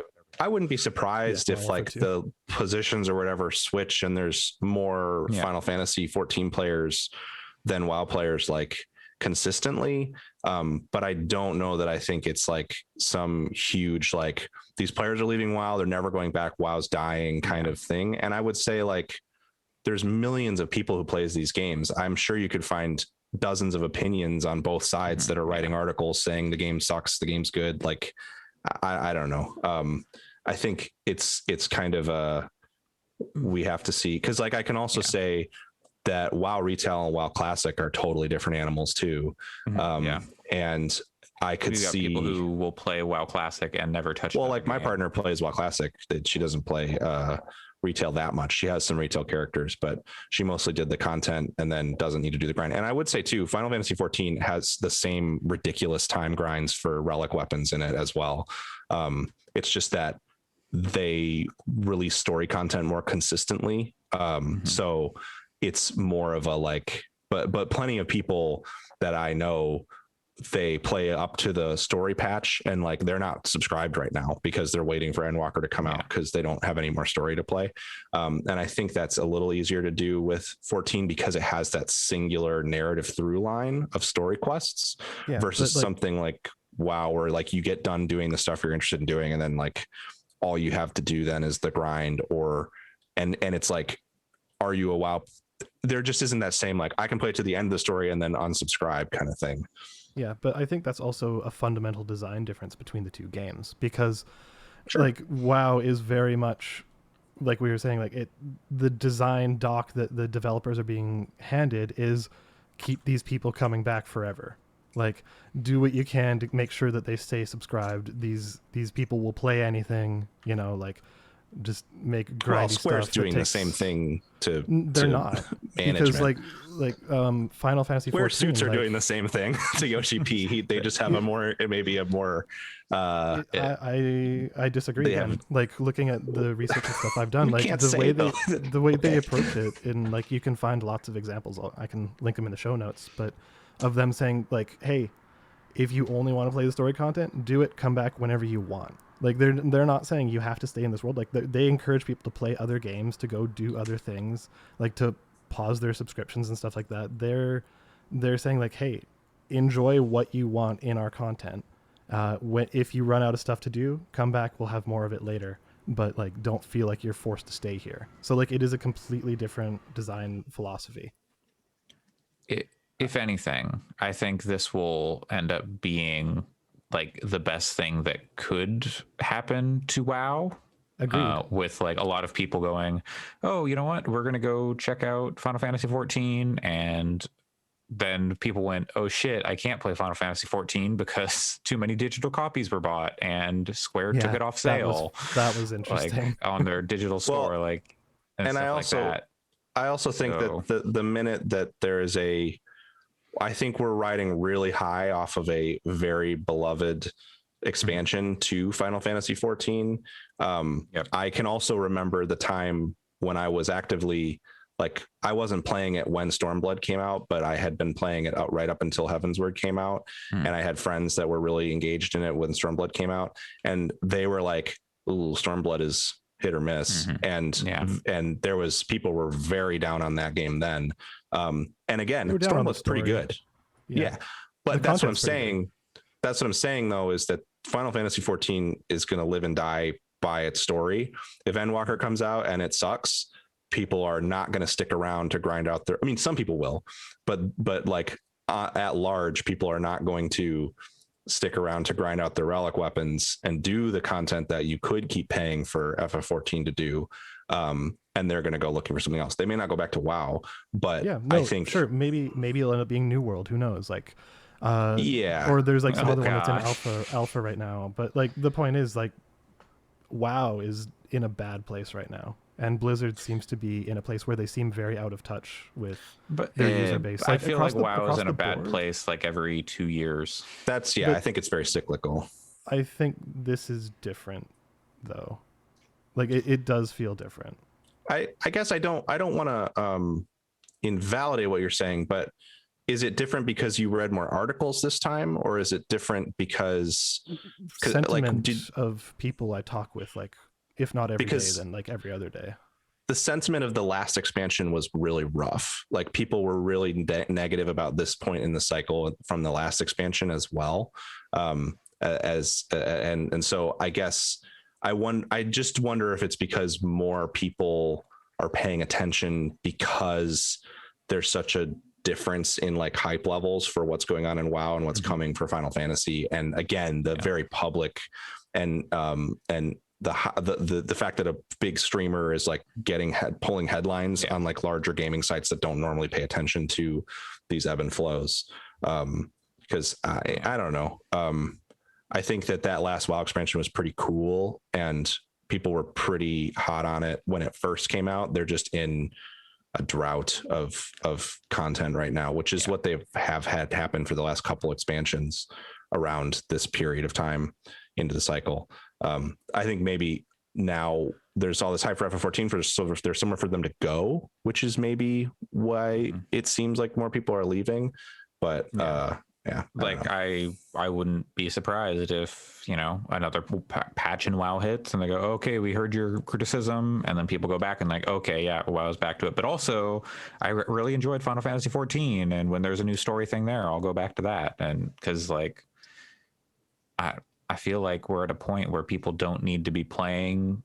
I mean, you can for a lot of these games, but like you don't need to be like a single game gamer, especially with like, you know, people get through all this content and if they go, oh, I can do like have a different experience, but like similar ideas and stuff. And if I can get the same people in like one game or in both games, then, you know, that could be like a fun thing for people to do. But yeah, it's an interesting phenomenon to see like how much like Asmongold stream and then the stuff happened with like the Square store and like the servers and like no new accounts were, you know, we're congested. People need to calm down. You'll get in eventually, but we need to slow your roll. It is fascinating to see happen. Yeah, it's a weird thing, and it's totally possible that you're completely right in that they shut WoW down next year. Like, I don't know. None of us knows what's going to happen. I don't think they will, but no, I don't think they will like, either. I don't think. And then they replace it with Tony Hawk Online. We can only dream. Tony Hawk. I think it is one of the clearest examples of the issues that we have been seeing with AAA game development, and that will only get bigger. Sure. Like it is, again, it's what kind of the thesis at the start was, which is that these big games, and especially in the era it was made, were big games made by gamers who wanted to play that. Like they were dog fooding it, if you're familiar with that term. Whereas now it's very much a business. It is very much less about innovations. It's less about making cool shit that people want to play, and just about how to make the most money and not care about the stuff in the that is kind of the business across. And like you see, like, you know, Game Pass is kind of part of this, and like, you know, that's about getting subscribers into the ecosystem. Like, sure. You know, they can say like, oh, it's, you know, creating the best value for people, but as soon as they can, as soon as, you know, line A crosses line B, then they can jack up that price and go, okay, and, you know, we're making enough money on these boxes and this subscription, or, you know, Sony with their stuff. Oh, we can jack up the price to $70, or, you know, and whatever other company and subscription services and all sorts of stuff. Yeah, it is definitely like new ways to make money. And with games like WoW, you know, they've experimented with stuff with like the tokens or whatever, and like like so many different ways to like, how can we get more money into this thing, because subscriptions aren't doing it anymore. And you know, Yep. I think they've said like, oh, we'd never do like a free to play version or something. Like there's like play to level 20 for free or whatever, but like there's no like, oh, you know, we'll do cosmetics and stuff or whatever for free, and then you could like subscribe and get extra bag space or whatever, you know. Some games do that, but and for what it's worth, any criticisms I'm levying against Blizzard is largely against mid to upper Bobby management. Kotick.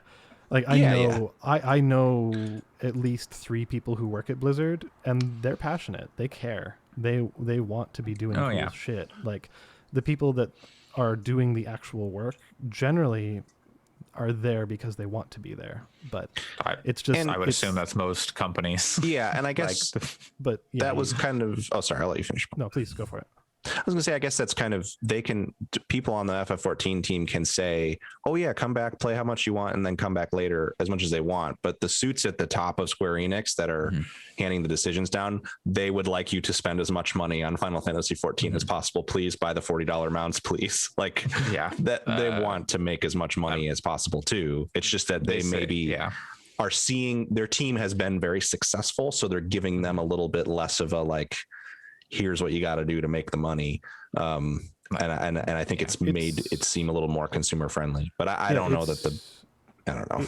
It seems, and this is purely perceived as someone who's not in those meetings and does not have that oversight. It's like the Square heads trust what the team is doing there, whereas the Blizzard heads feel like they need to dictate what the team is doing and tell them what's right.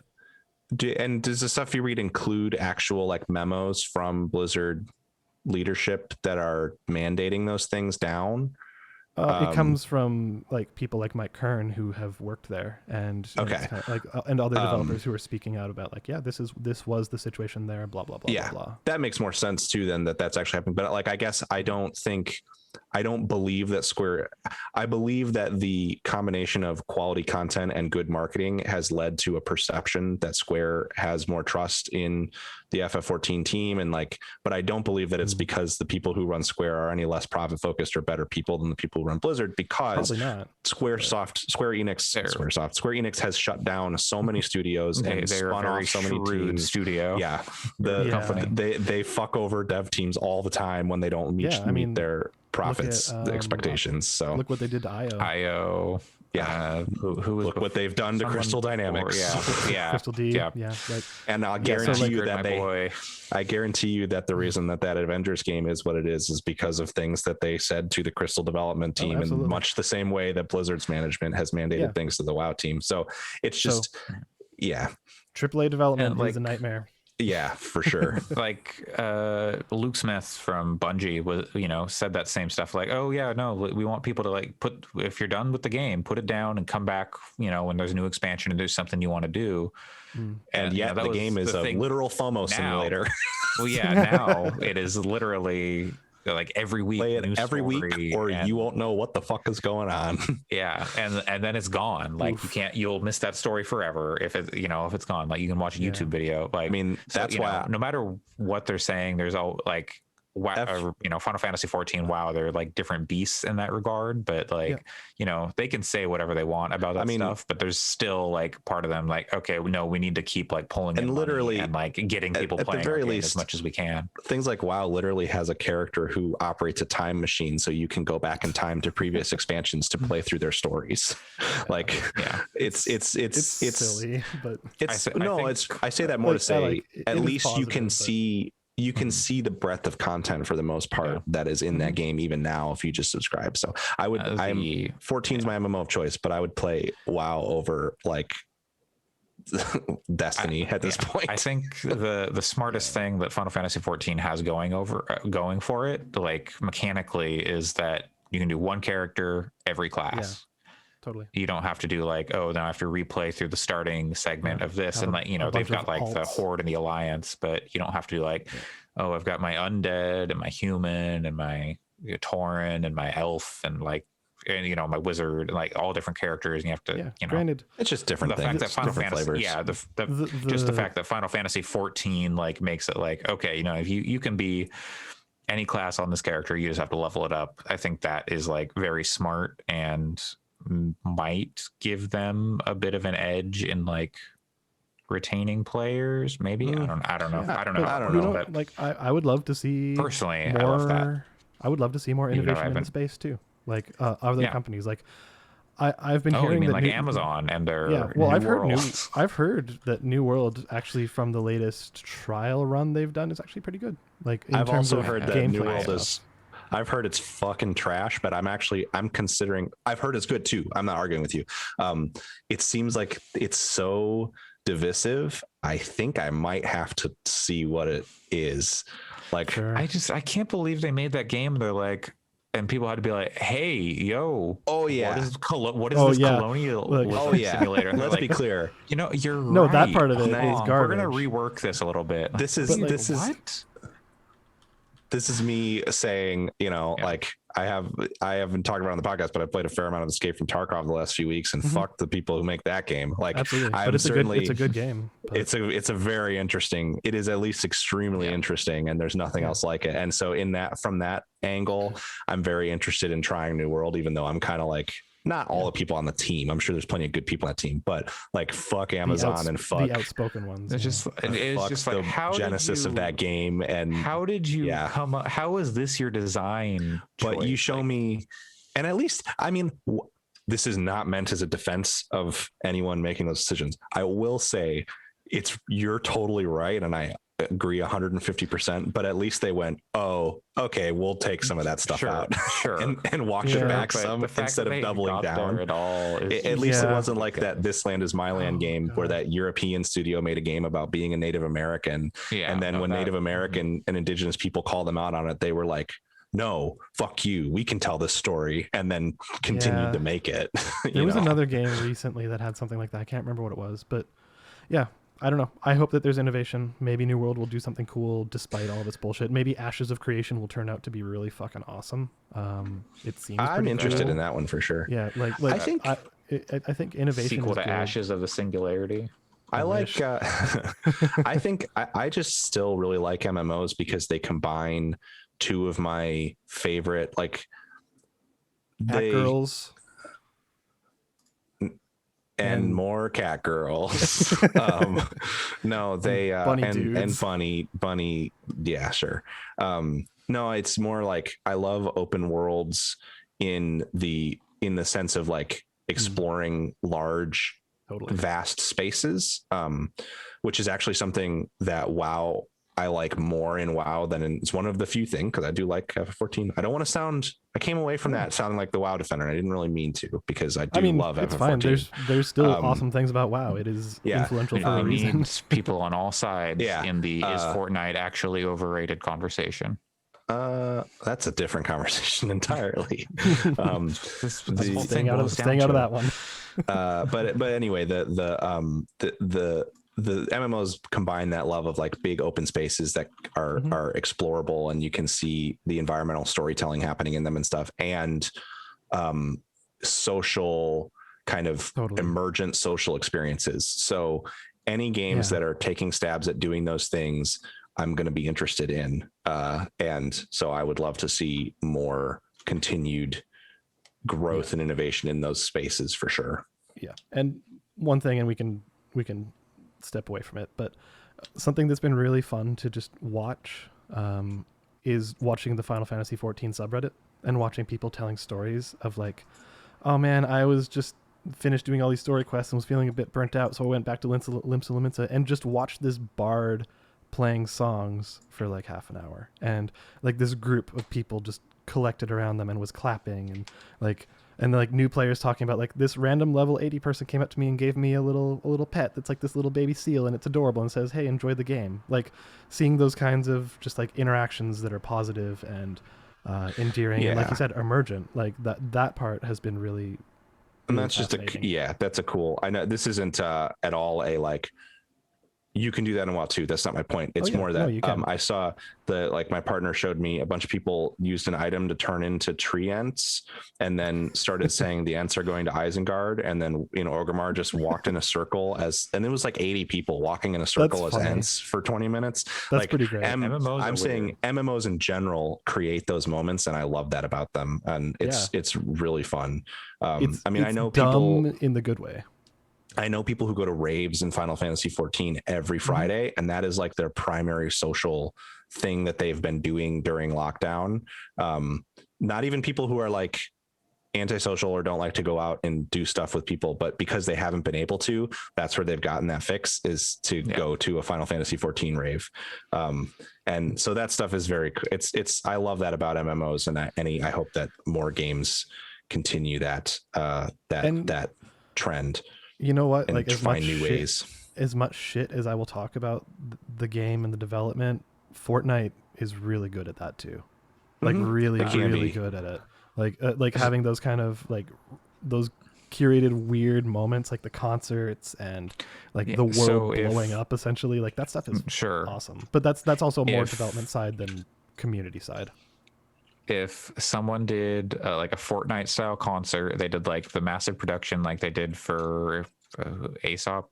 Who did they do that shit for? I don't even know. Well, I mean, they did the Travis Scott one, if that's yours. The Travis Scott, that's who it was. If they did like a Travis Scott style concert in WoW and Final Fantasy 14, who would be the character? Who would be the performer in each game? Who would they get? Like, I think the obvious answer is the Primals in FF14, but if we're going for something, you're thinking it's got to be niche. somebody. It's got to be mainstream. It's got to be. Well, I think Neil someone the kids like. Rega. Sure, that's on the edge, but I'll I think it's CRJ. Come on, they can give her a sword. Yeah, give her character a sword. Give her so many swords, and people can argue about what class she's going to be, because all the main characters in FF14 have like. By the time you get into the expansions, they all have like a class. Like Alizé is a red mage, and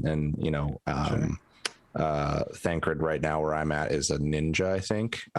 So they could argue about what class CRJ is going to be. The answer is a paladin, but also that's I think that's the performance. She'd be a cat lady, like cat lady paladin. Yeah, probably. I don't know if she fits FF14's brand of cat ladies. Maybe she'd be a Lalafell. There's nothing funnier in the world than a fucking sinister Lalafell. Like I love them. They're so funny. I argue that the funnier thing is when they get fucking murdered. Like no spoilers, but like that does happen a couple times where a sinister looking Lalafell just gets fucking murked. It's true. That does happen, especially prior to Stormblood. Yes. But I think a good one would be Zed. Sure. Zed is pretty nerdy. He's into that kind of shit. How about you? He's an asshole. Who would you see? Oh, sorry. I think Carly Rae Jepsen is kind of the perfect choice. But for a WoW, who are you thinking? Other choice that would be great for FF14 is Seven Lions. That would be he'd be really good in FF14. Utada Hikaru and back the fuck up. At some point they have to do a Kingdom Hearts crossover, and there's going to be some Kingdom Hearts music in there somewhere. And then my god, if you go into the raid and fucking Simple and Clean starts on the boss fight, oh my god, I would Hearts raid if they did Kingdom Hearts raids, I would lose my fucking mind. It would just be me and my friend that I play with, who is also an enormous Kingdom Hearts is his favorite series, and we would probably just be crying in a Discord call doing the raid. You could do like you could do it without Disney stuff, because you could do like Organization 13 type stuff and like go like World That Never Was or whatever, or like Twilight Town, stuff like that. I mean, they've done Monster Hunter, they've done Nier, they're doing Final Fantasy 15. Wait, they do? Yeah, I mean, Disney has always been like the hard thing there, because I think they own like a lot of the IP on that, or like a lot of the characters and stuff. If they did a Kingdom Hearts one, you wouldn't see any of the Disney stuff. It would just be even Sora and Riku and stuff. But some of the word is like Disney makes like even like Sora like difficult to like get into other stuff. Man, fuck Disney. Fuck that. That's stupid. Yeah. That's Absolutely. I've heard that is like some of the reason behind like Sora not being in Smash is Disney. but that's all hearsay. Who knows? It's because of the feet It and the wouldn't be pants. surprising. Sora's a Disney character from the waist down, and that's why. Disney. There's from a the waist lot down. to unpack there. I'm not going to unpack any of it. God, but just like the sick arrangement of like Simple and Clean and Sanctuary, and Okay. I guess Face My Fears if you're disgusting. 7 Lions doing those arrangements would be pretty cool. Sure. That could be good. I could see him doing good remixes of those. I bet he has in his personal collection Maybe that he has not shared with the world. It's very possible. He's very good. Anyways, WoW, Final Fantasy 14. This whole saga has been really interesting. I look forward to just keep checking in on it like every month, every couple months.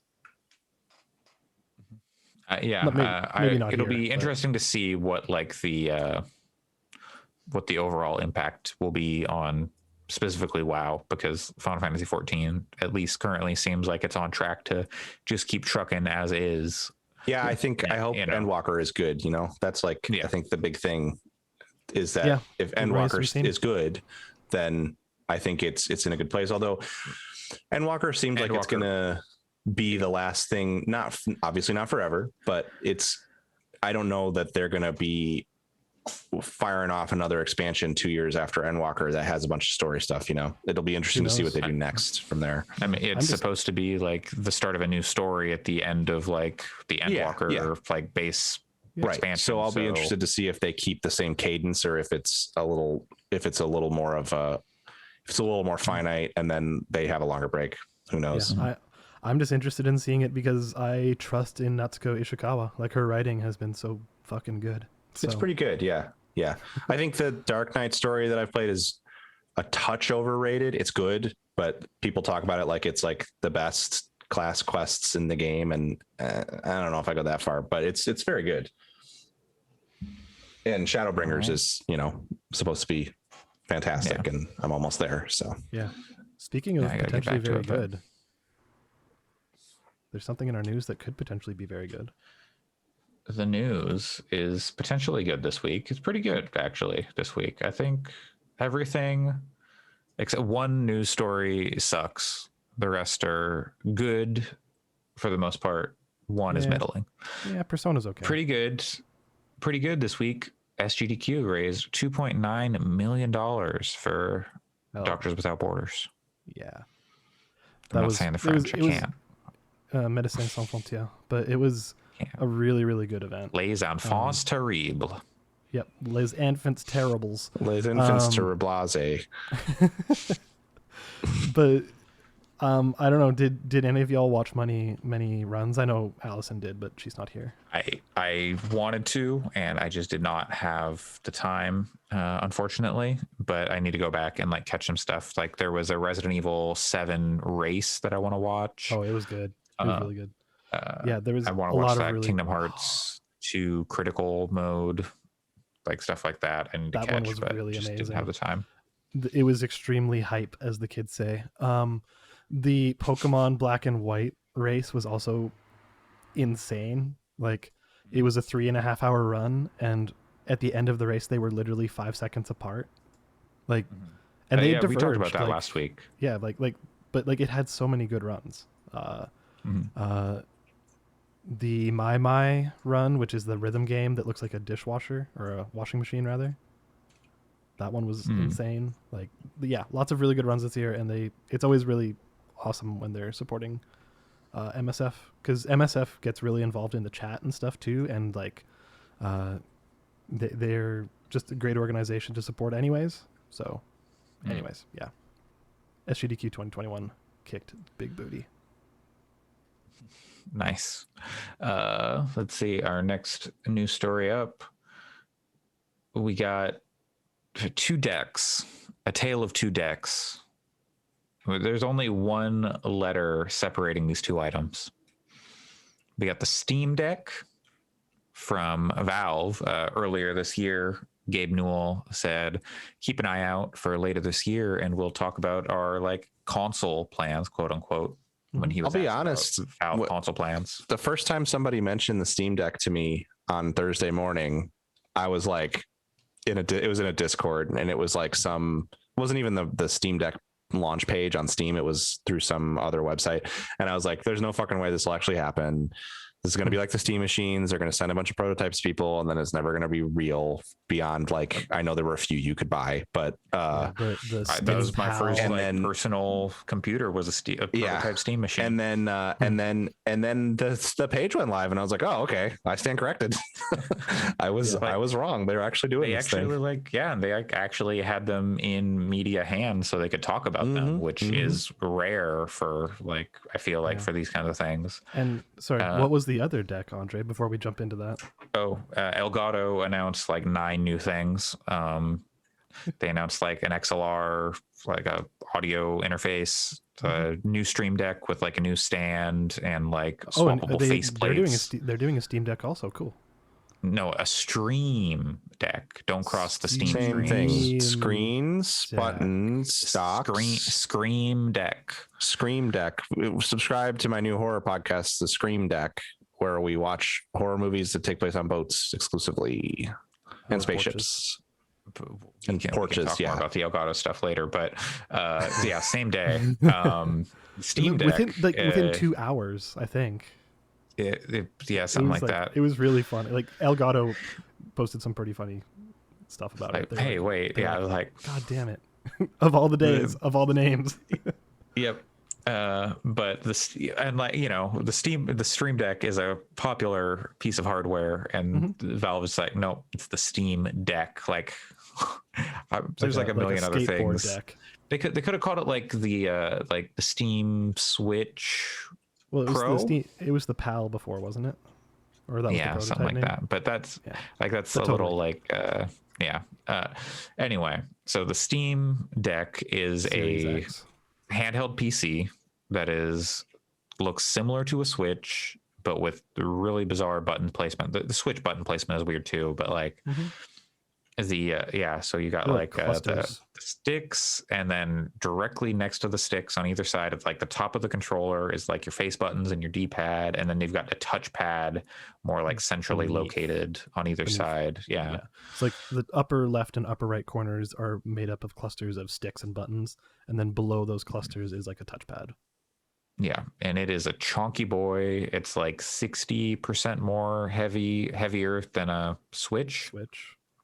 Yeah. And it's got like, questionable battery life. It sounds like maybe 2 hours on a charge, which I don't know. I feel like my Switch gets that sometimes. So they were saying 8 hours of light usage, and then probably if you were doing web browsing and stuff. Yeah, if you were playing like, I don't know, Control or something, it would probably be like 2 hours. People I think some of the I don't want to come off as like a Steam Deck defender, because I think remains to be seen if it even ends up living up. Totally. But I do appreciate that they're pretty transparent about all of the hardware and all of the capabilities of it up front. Oh yeah, especially operating systems. I think a lot of that stuff is really cool, and I think like it's easy to go, and you should. This isn't an argument, but you can go, okay, well, I have an hour-long commute to the bus, and I have no access on the bus, and I have no access to a power outlet all day to charge it. Maybe it's not going to work out for me. Or like, I would like to have a portable PC for the few times that I'm traveling, but it's always either on a plane. I'm always either the one driving and not playing Steam Deck, or I'm on a plane where there's a power outlet right there, or I'm in a hotel room where there's a power outlet right there. So like, to me, it's like, oh, actually 2 hours battery life doesn't matter to me. I don't really ever get in situations where I'm going to be sitting and using a handheld for 2 hours. So it's good that you're able to make those calls. Quite the workout using this thing for 2 hours. Well, that's another good one, is that if the way you play is holding the device up, then yes, this maybe isn't great for your wrists. You're playing on your back and like holding, and I don't do that because it makes my hands fall asleep. So I always, when I do play my Switch in bed, I sit up and I hold the Switch in my lap anyway. So it's just gonna break their nose with this thing. I think it's good that you get to know up front if it's going to fit your needs. And I feel like it's kind of, people are making they're exaggerating how big of an issue it will be. Like, guess what? Power banks are really good now. and a lot of really totally, high-end, like really high-end gaming phone kind of stuff. Yeah, they also have like 2 hours of battery life if you're using them at full capacity. So people are used to using power banks and stuff like that. So like, yes, I think it is a legitimate complaint, especially if people don't want to, have external things that they have plugged into it, but it's fine.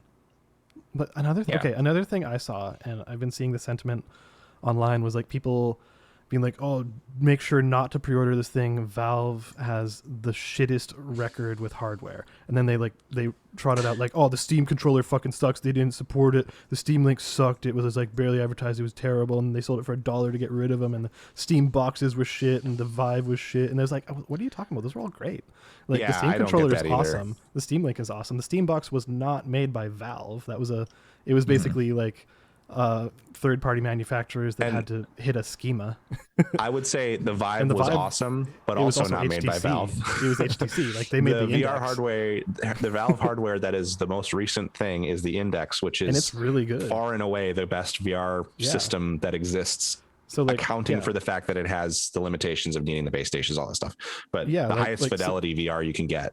Totally. And like there was a really, really popular post on Reddit, like almost 100,000 points or whatever, that's just like, yeah, don't pre-order this at all. Like, what the fuck are you thinking? This is crazy. And I was like, no, like all the examples given are wrong.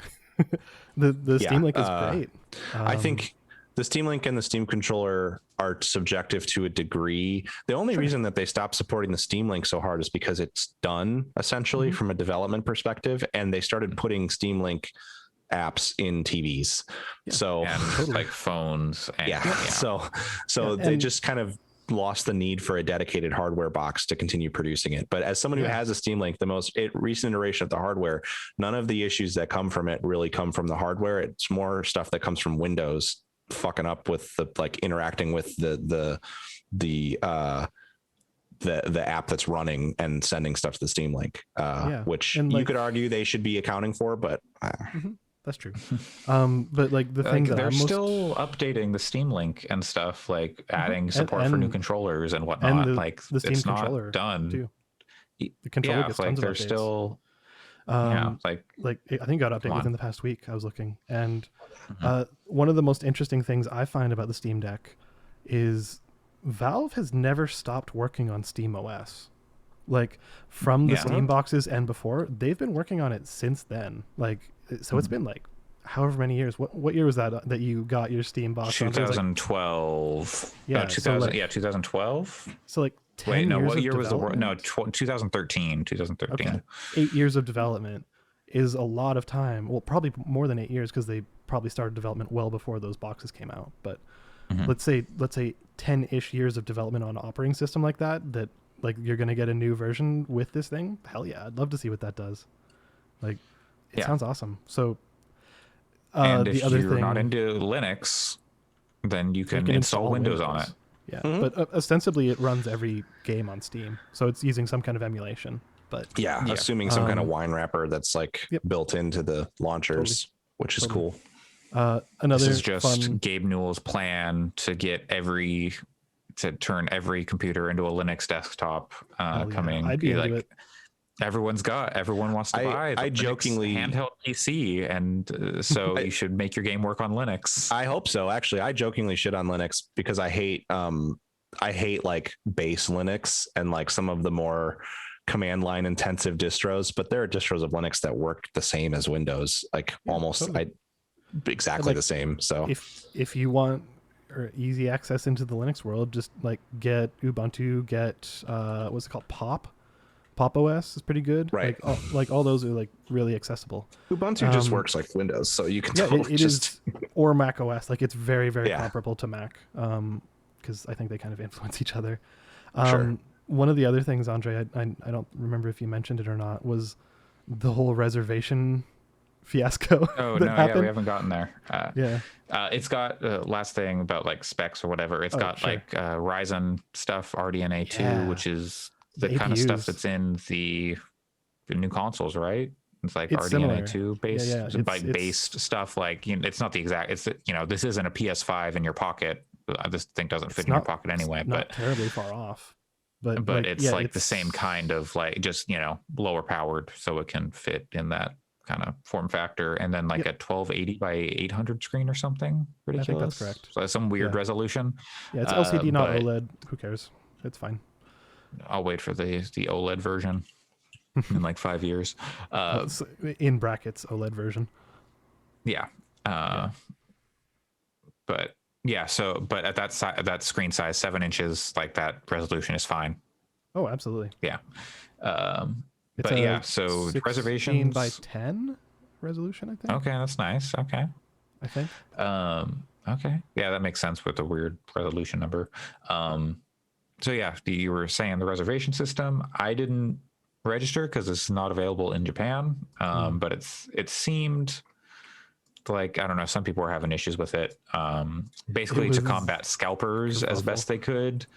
In some way. It was like you needed to have a Steam account that was like so old, have like a purchase history and stuff on Steam if you wanted to, and then put down $5 if they give you, or if you're able to reserve it, which is interesting. But I saw some people with like it's saying it's telling me my Steam account is too new, and they post their like account age, and it's 17 years old, which is almost as old as it can possibly be, because Steam started in like 17 years ago in like September, so it's almost 18 years old. Yeah, it was like for Counter-Strike or something. Yes. Yeah, I had to also, as a very brief aside, I'm excited about the prospect of docking this thing and then using a Steam controller to play with it in docked mode. Oh, wow. That sounds awesome. That sounds like a really good Where version are you of the going to Switch. dock it? Like, you've already got... What do you mean? Yeah. I mean, like, I guess on your where? TV? Or, TV? oh, I guess, like... Yeah, okay. to the TV, Okay. yeah. No, the part of the impetus of me actually reserving this thing, whether I end up buying it, we'll see where my finances are in Q1 2022. But it would be nice to be able to lay in bed and play it, to play like JRPGs and stuff. And I would really like to be able to play a lot of JRPGs, such as the Trails in the Sky series, that are not on any fucking consoles, but are still on Steam on the TV without using the Steam Link, because Or an emulator. Steam Link or an emulator. Yeah. Well, I can play it on Steam on my PC. No problem. But I want to sit on the couch and play those games. And I don't want to have to use the Steam Link, because as much as the Steam Link largely works, I still run into little audio issues. I still run into occasional like latency hiccups, and it always ends up getting me just irritated, because it's pretty easy to make me just go, fuck this, forget it. If little minor irritations stack up, and that tends to be what happens when I try to use the Steam Link. Anyway, I use PayPal usually on Steam to buy stuff, and it was not going through. So I had to do it with a credit card to get it to actually accept it and go through. So there were lots of weird little issues. My friend said that it kept telling him his Steam account was too new, and he's had a Steam account since Half-Life 2 was released. I think what ended up, the thing that people kind of reverse engineered about the too new error was that you had to have made some kind of purchase within like the past 30 to 60 days. He ended up Like, getting that's through what after it he was. refreshed it enough. Yeah. But he had also bought something in the Steam sale, I want to say. So I don't know. It just sounded like, their shit got hit real hard. And they did the smart thing where they went, okay, like, this is going to sell out, or, they thought if this sells out, it'll be like a rolling reservation period, and it won't just be, oh, they're gone, and you just have to wait and then hope. You just go, okay, I know around this time period, then I can buy it if I still want it. Yeah, and it's a very low nice barrier that to they entry. figured it out. It's a $5 reservation, just Yeah. to be able to do it. Like, and that also led to me putting in a reservation, even though I'm still 50-50 on whether or not I'll actually get one. Yeah, it seems cool. Well, when is your reservation? When is your order time? What do you mean? Like, when did it go through? No, like when, because it gives you like you can probably order in like Q1 2022 or whatever. Give me a sec. You have to go to the Steam Deck page when you're logged in. I'm just about to do that right now. Give me about 5. You mentioned yours, Pat, right? Yeah, and I did mine at 10:15 a.m. Q1, my time, so 15 minutes. Okay, cool. Because it's already out to Q3. Wow. Yeah. And which versions did you reserve? I reserve the highest one. Just Yeah, 'cause same. Okay. It Okay. seemed most interesting. My logic is either it's not going to be worth $400 to me, or it's going to It'll be so worth, good like, that I want the best 500 one. or whatever. Totally. The 600 it is. $650. And it, Yeah, it but is like- you know, money. But like to be that first fair, step up makes sense with like the EMCC memory to the SSD It's- and it's then an NVMe, yeah. NVMe. I wanted the Thank you. anti-glare screen if I was going to go all the way. That was Same. the other reason I bumped up to the. Yep. you know, that's Same- the only way same to here. get a backlit screen too. Weirdly, like they're taking Yeah. page from the GBA. From the Like, GBA, I exactly. thought you were have to serious wait- for a second. I was like, what the fuck? Yeah, no, it's How does that basically work? yeah. You have to wait for the Steam Deck Micro. Yeah, DSP. And you have to play by the But, streetlights when you're traveling. But the most interesting thing to me is the price, actually, especially for the base model for $400, which is only $50 more than the new Switch model. Yeah. Like you have access to your entire Steam library, which Yep. like Nintendo's stuff, like I will say their store is pretty bad, and they're generally like not very great with pricing most of the time. So like my Switch library is not enormous for that reason, because there's the Yeah. Nintendo tax. But so the idea of having access to the entire Steam library, that rips. Yeah. It's Also, you're just generally going to get better performance on like PC already on that stuff. So if you're Yeah, like, and- if you have like You PC can stuff, homebrew. like you're probably going to buy stuff there to like build up that library in the first place. Totally. and I read an absolutely. article that was saying, I can try to find it. I think they were trying to approximate what you can expect from a performance perspective out of the Steam Deck, and they were saying that like, because like we don't really know for sure, because this is a new chipset that's like a new chip specifically, not new chipset. It's a new specific chip that hasn't been used in other things before. If you draw comparisons by using the raw numbers and like the technical details that I don't fully understand, this article was saying, I want to say it was in PC Gamer, was saying you can approximate it to a like mid-range gaming laptop, which they found one that they think was comparable spec wise to what the Steam Deck will be. And what they found was like, yeah, it probably won't run Cyberpunk. It probably won't run like some very, you may end up having a hard time playing Battlefield 2042 on it. Who knows? But that it's going to generally perform fine for most well-optimized games on Steam. And Yeah, so I'm not expecting to run all the most intense games on ultra settings with this thing. well, and also we talk about the pie in the sky of the Switch getting DLSS.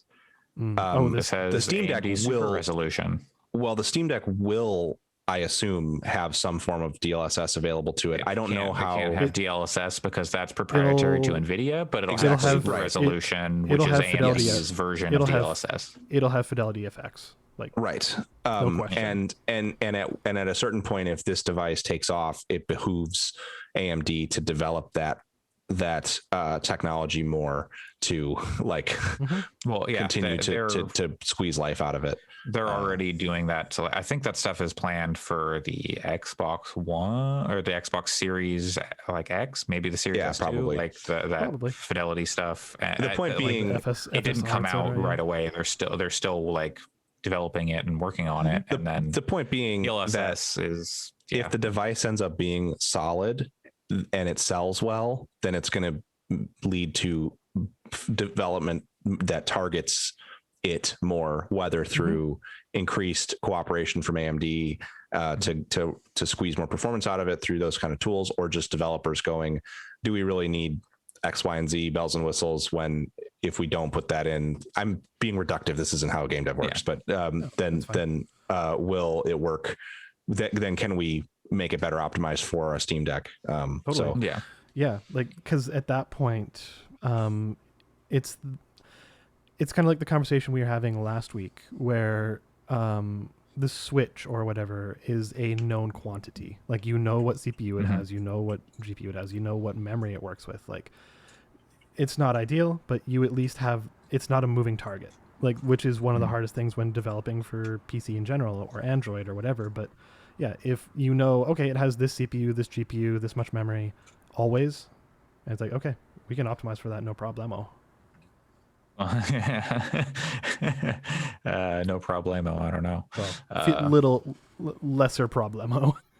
Yeah, I mean, yeah, if, like depending on the stuff, like when, yeah, but like the Switch has been iffy on that stuff. Oh yeah, I we had a will whole say- conversation about it.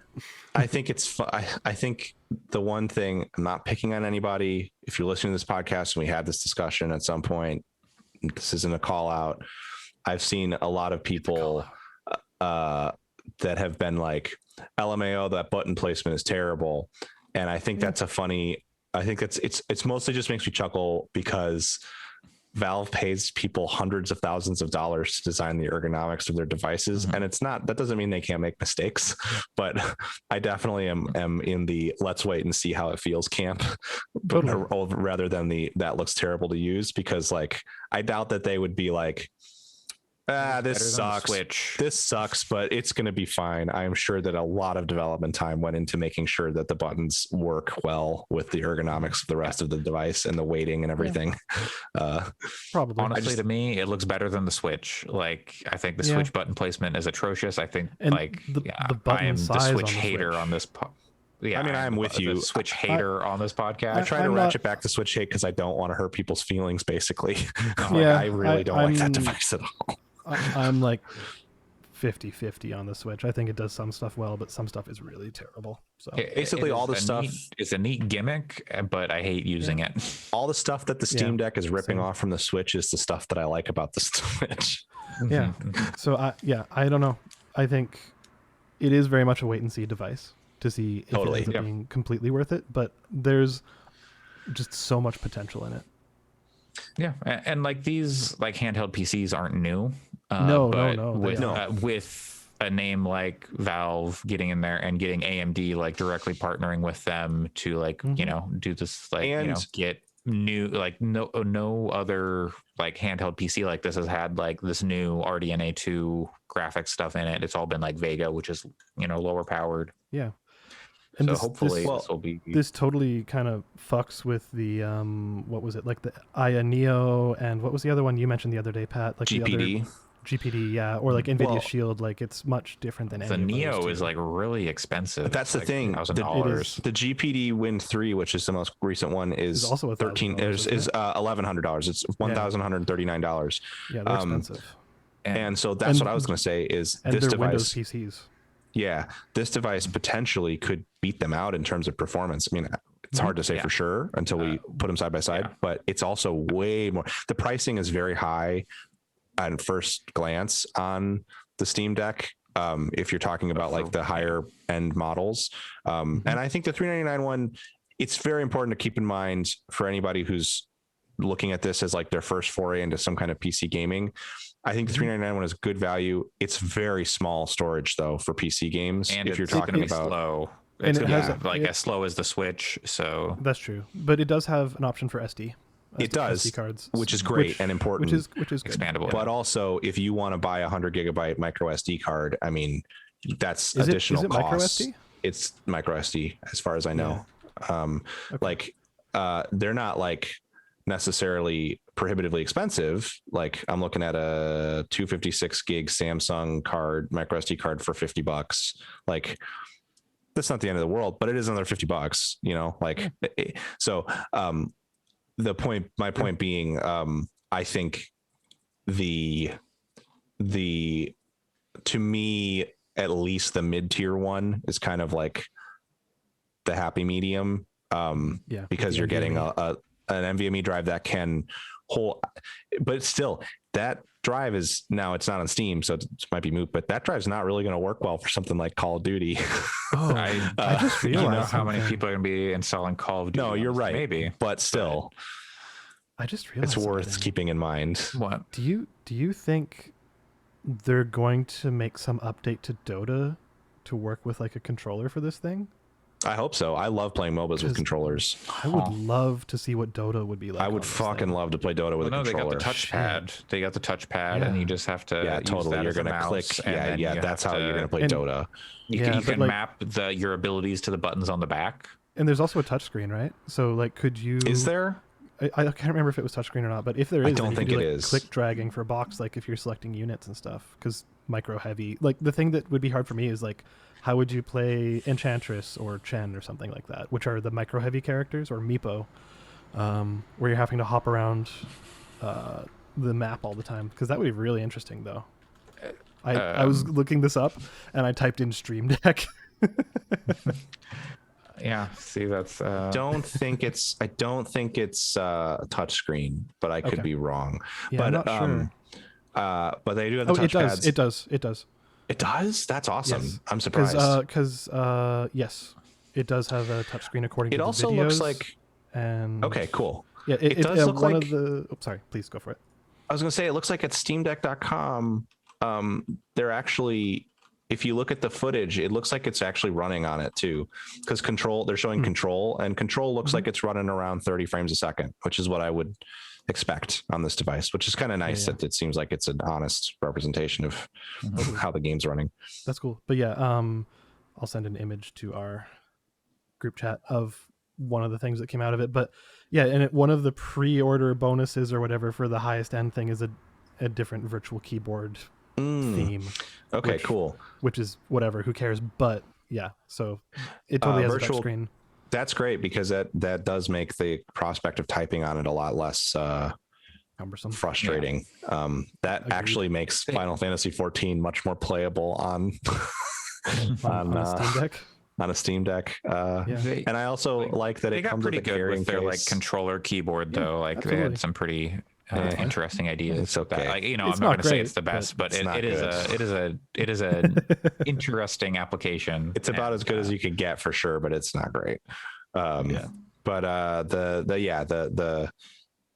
like that it has the case. It doesn't come with a dock. That's going to be available separately. But you could also dock it with the USB-C. They said if you just have USB-C to your display, it's not like the Switch where you have to hack it to get it to output. It just outputs over this USB-C if you wanted to. Yeah. Cool. Back to the price. Gabe Newell for the what is it? What were people calling this thing? The Gabe gear. Oh, right, yes. But Gabe Newell was quoted as saying that the price point, specifically the $349 or $399 price point, was painful. But their Valve, they make so much money off Steam that they go, we sell this thing for cheap. We get people buying a bunch of games on Steam, even though you can install Windows, you can do Game Pass on this thing, you can do whatever. But people are going to buy Steam games on here because that's where people buy most people buy games on PCs on Steam. I think this is the ideal machine for someone like Sam, who might not want to plunk down $1,000 for like a decent gaming PC, but still have PC gaming as an option, especially if you can dock it. Yep. Like I think this seems like a really, really, really good option for that. Because it's cheaper.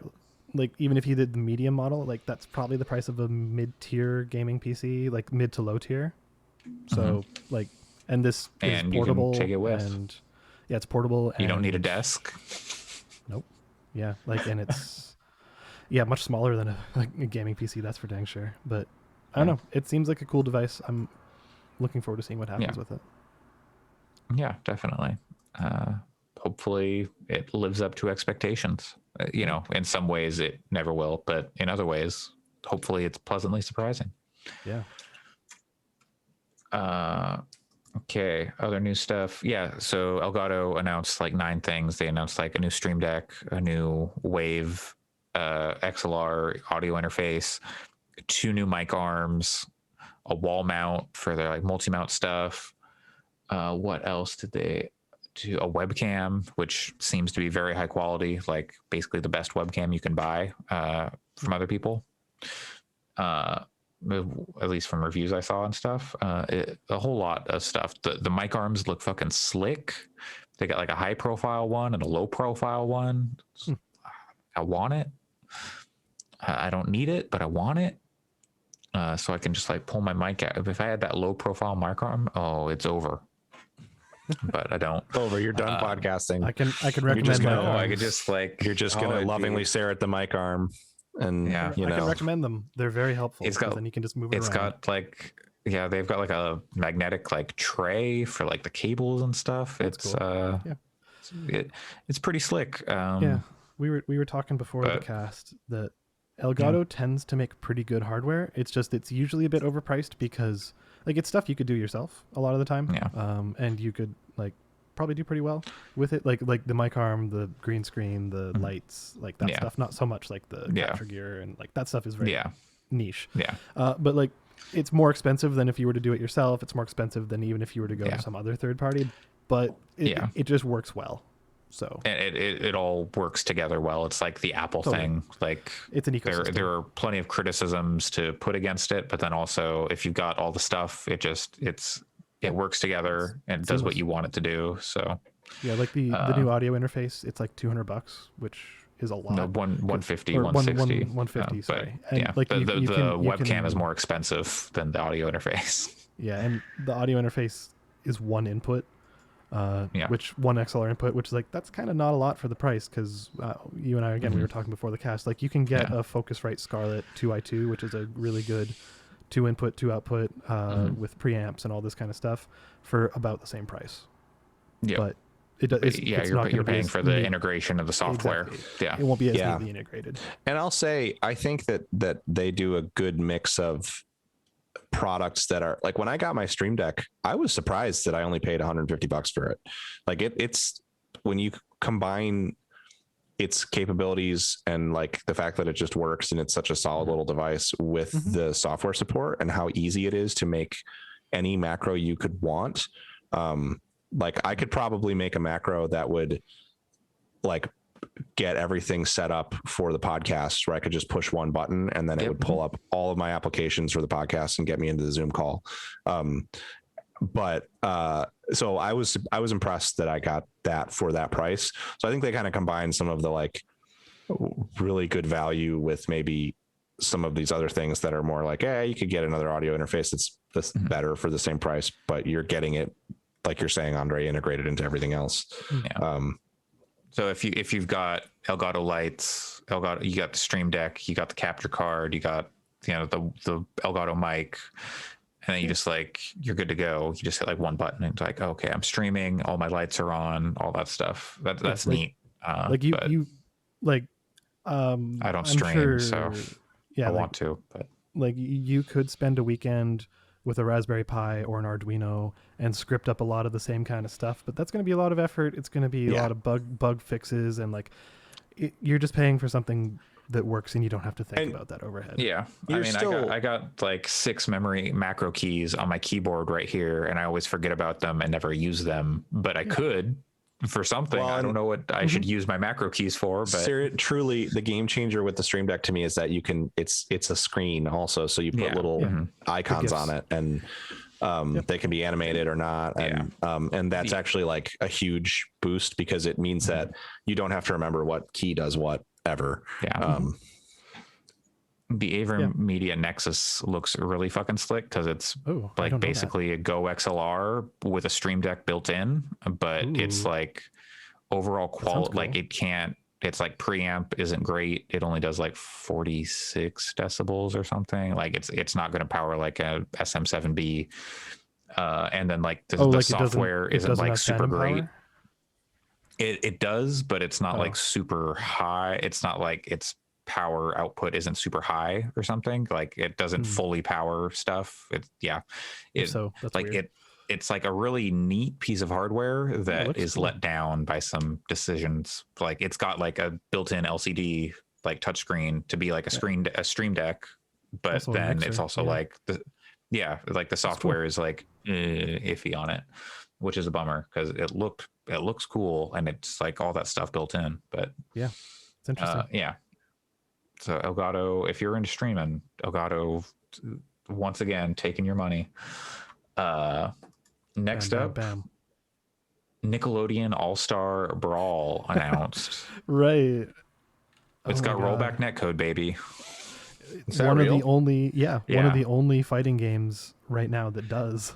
That's very funny. So people are like, hell yeah, baby, rollback netcode. They're excited about it because like all the Japanese made games don't use like rollback. They all use like GGPO, which is inferior to rollback for reasons I'm not 100% like clear on everything, but it's just better netcode that. But because Japan, I've seen people theorize that because Japan has largely pretty good internet, like they don't worry about like netcode like that. So when they're making the games, and then when they go abroad, it's just like, yeah, no, it's got this netcode. But I think even like I saw someone saying like they made a list of like games like, oh, no rollback, and Nickelodeon All Stars was the only one on rollback. But then they came back and they're like, actually, apparently one of these games on the no rollback has rollback, but that's just the state of the game where nobody likes it. Yeah, but yeah, this is a Smash Bros like platform fighter, but with like Nickelodeon a bunch of 90s characters. Nickelodeon characters like SpongeBob, Hey Arnold, the Wild Thornberries are in there. Yeah, I did not see any Rocket Power, but I believe Rocket Power is in there. But I felt like that was an omission. All right, I have a full list. I don't know. I have a full list if you'd like me to read it off for you here. I don't need a full list, but is Rocket Power on there? It's not a very long list of what's confirmed. Well, okay, sure. Go Helga. ahead. We got Helga from Hey Arnold. Danny Phantom. You got Sandy Cheeks from SpongeBob. Zim from Invader Zim. Nigel Thornberry. Michelangelo. Leonardo. Both from Teenage Mutant Ninja Turtles. We got SpongeBob and Patrick. Excuse you, from Mortal Kombat. Oh, you're right. I'm sorry. Yeah, so SpongeBob and Patrick. You got Reptar from Rugrats, that's pretty great. Halt, I am Reptar. Lincoln Loud and Lucy Loud from The Loud House. I don't know what that is. I had no idea. You got Oblina from Real Monsters, that's a great one. Okay. You got Powdered Toast Man from Ren and Stimpy. So that's what's confirmed so far. Okay. Yeah, the no Rocket Power, that feels like a slight. I'm sure there's more to come. Like, you ain't got no Avatar in there. Like, you ain't got Rocco. True. Well, yeah. And that has had a recent resurgence, so, you know. Yeah, true. Yeah, I'm sure they'll announce more. That game's out later this year, right? Probably. I don't see. Maybe not. I don't know. It kind of came out of nowhere, didn't it?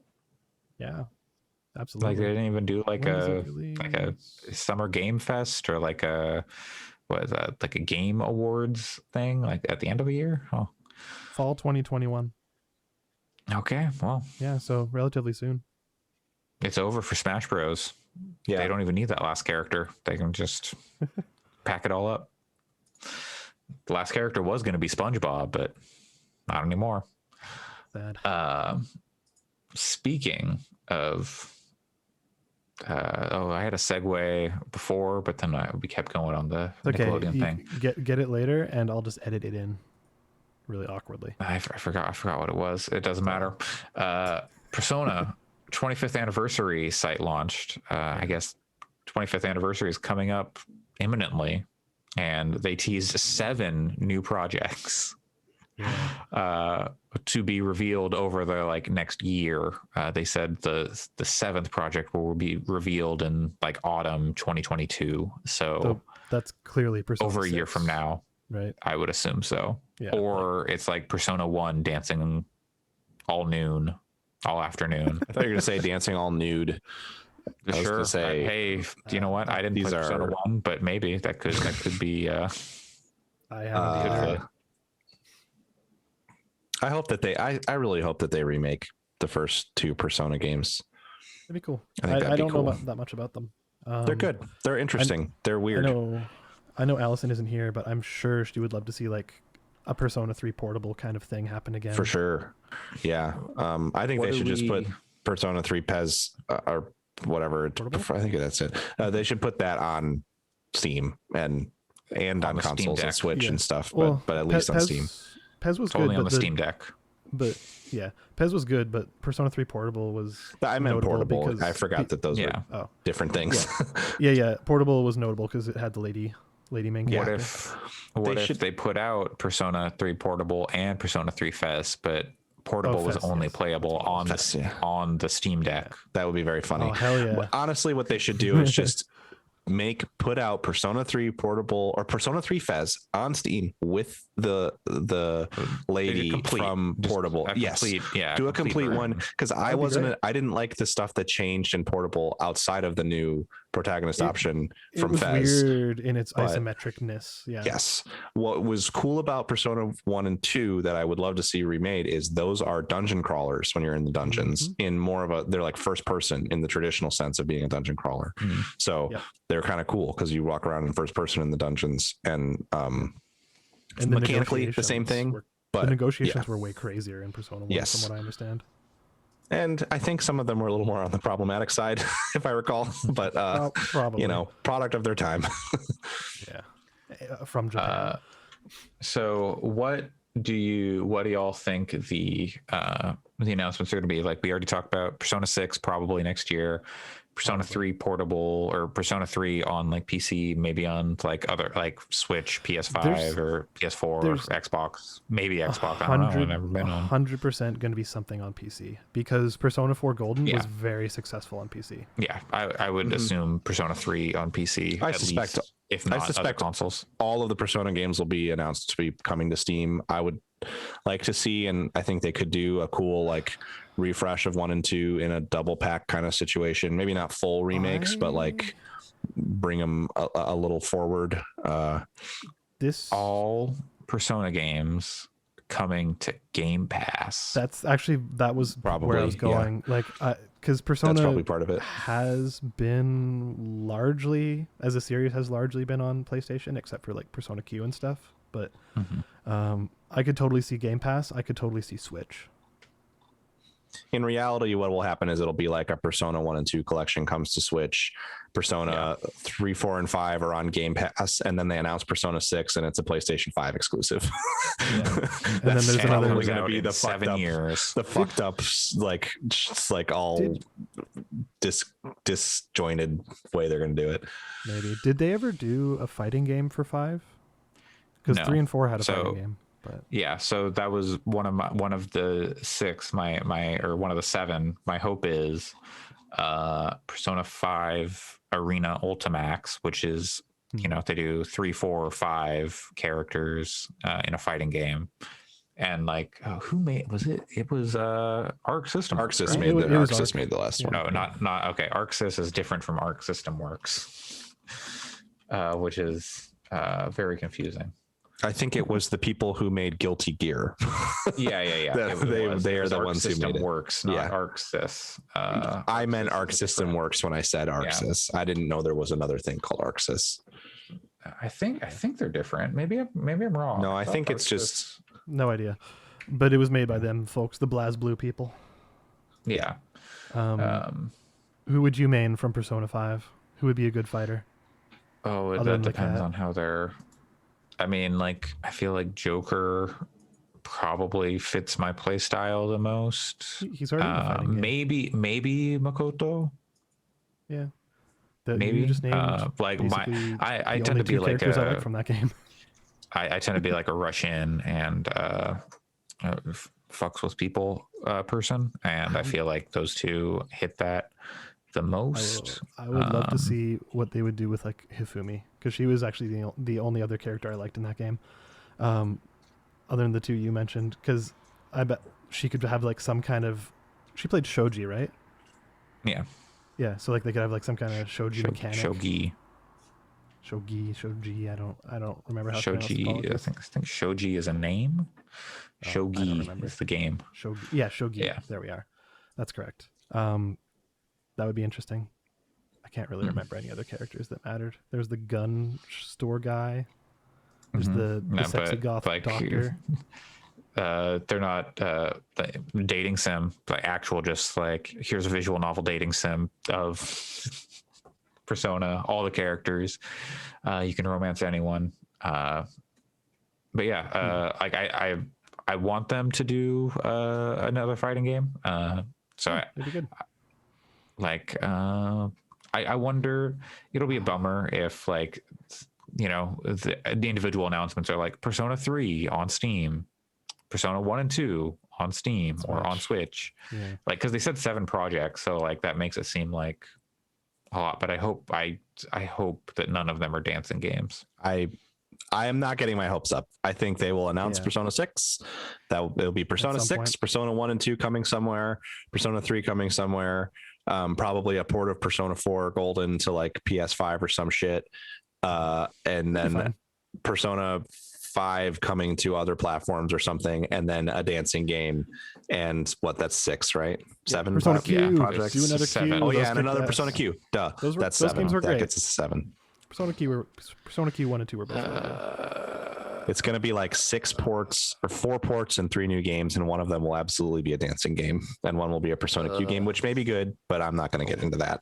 Worst fucking rhythm games in the world. That's not true. I've never Kingdom Hearts them. rhythm game is worse. That is true. I think last week I railed against that Kingdom Hearts rhythm game is games of all sorts, and especially the worst rhythm game ever made, and probably one of the worst, like, I don't know if you call it AAA, but like one of the worst non-indie games ever made as well. Not that indie games are bad. I'm just covering a wide swath here. The worst AAA.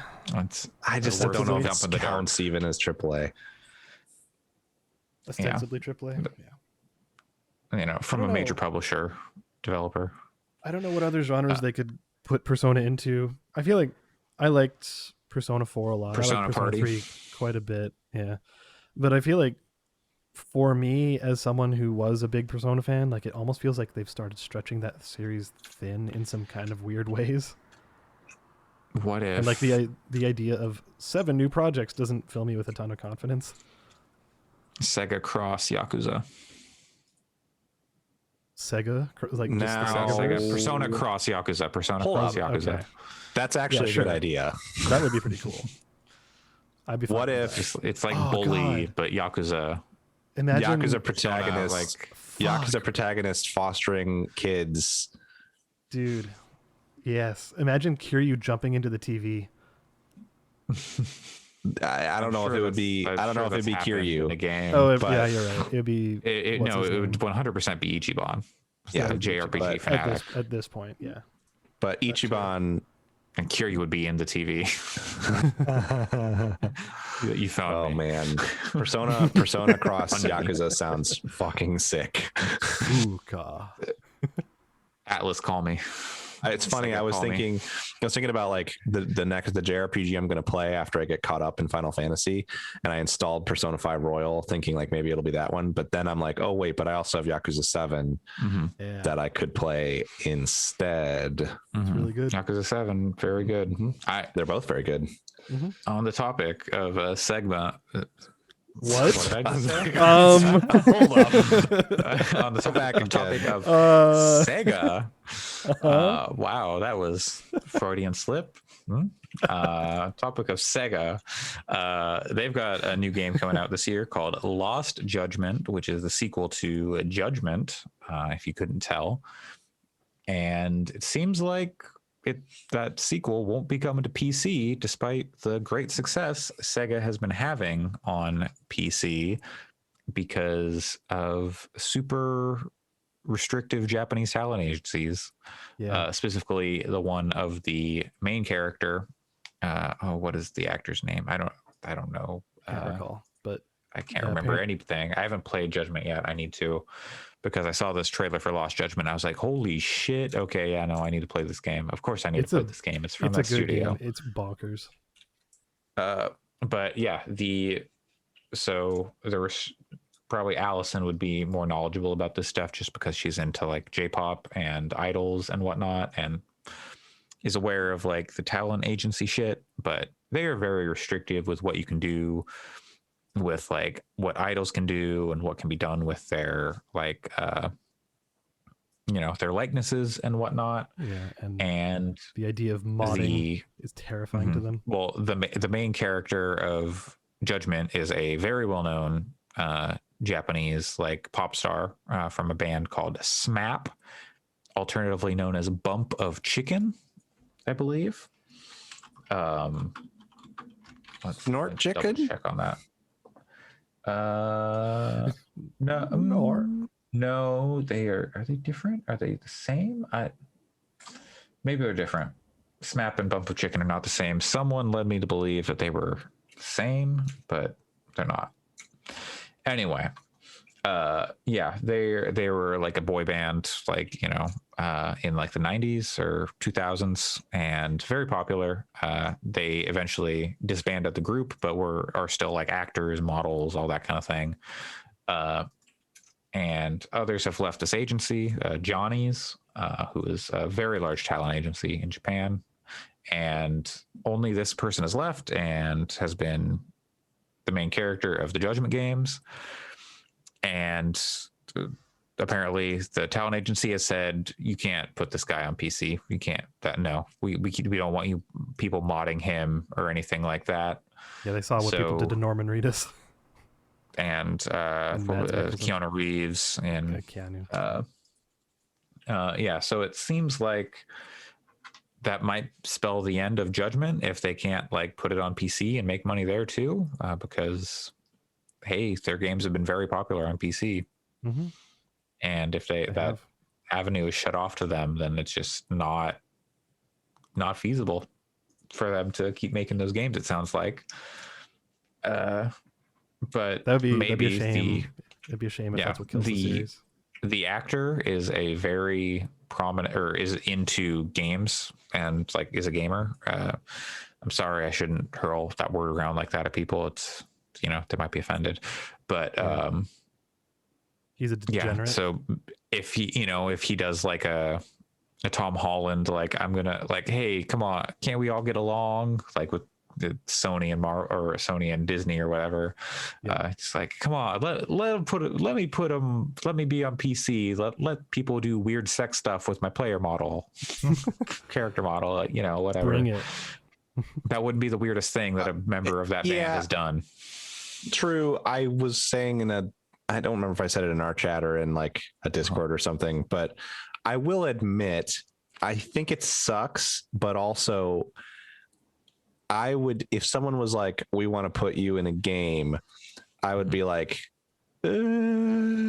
cool, but I don't want my model to be used for weird sex stuff. Personally. But this doesn't sound like the actor's decision. This is the agency. Yeah, for sure. We want control over every aspect of, but were yeah. someone to provide that as their reason, I would not fault them necessarily for it. You know, and Cyberpunk ran into that with you know, the Keanu Reeves stuff, and like, hey, cut it out with the mods. Can't do that. Like, come on. Yeah. This is some Beyonce get that off the internet shit. I think it's reasonable to not want your character model to be like used for things you're not consenting to, I guess. Yeah, totally fair. Yeah, no, that's 100% fair. And I'm not saying people should go and do weird sex stuff with his character model, which is that first game even on PC? I don't even know. I don't know. That's not on Steam. So it might be not only on PC. PS4, PS5 right now.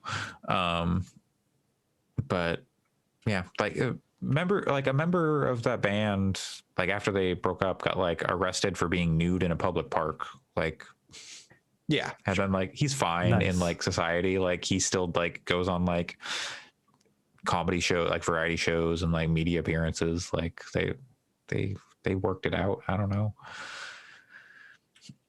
Speaking of talent in games, Netflix is now saying they're looking to get in the game space. Haven't we talked about this story before? Didn't we talk about this like a year ago? I feel like. I don't know. Probably, maybe. I don't know. I bet it'll just be like a streaming thing. Like, hey, if you enjoyed this, maybe you'll enjoy X or whatever. Like you enjoyed The Witcher, play The Witcher 3 streaming. Yeah, because like they kind of. Like Castlevania, here's Symphony of the Night. Yeah, like they tried their hand at very simple gaming stuff between like Minecraft story mode and Bandersnatch and that kind of shit. But like, yeah, I wonder if this is going to be more like a, probably more like an Amazon Luna kind of situation. I would assume, like they brought on people who have like experience in games, like the Oculus dude, right? And like a Zynga dude or something. Probably, yeah. They brought in people. So, you know, I don't, there's not much to say other than sure, maybe. It's really, really not surprising to me because, like, if you look at, I mean, the programming world, there is a set of like the biggest tech giants are considered FANG, FAANG, and sometimes you get FAMG to include Microsoft in there. That's Facebook, Amazon, Apple, Netflix, Google, and then Microsoft maybe. And pretty much all of those are in gaming in some capacity except for Netflix. Like Facebook has the Oculus stuff, Apple has Apple Arcade, Amazon has Luna, Google has Stadia, Microsoft has Xbox. Netflix is the only one without one, so like to me it's extremely not surprising that they would want to get into that space. Yeah, definitely.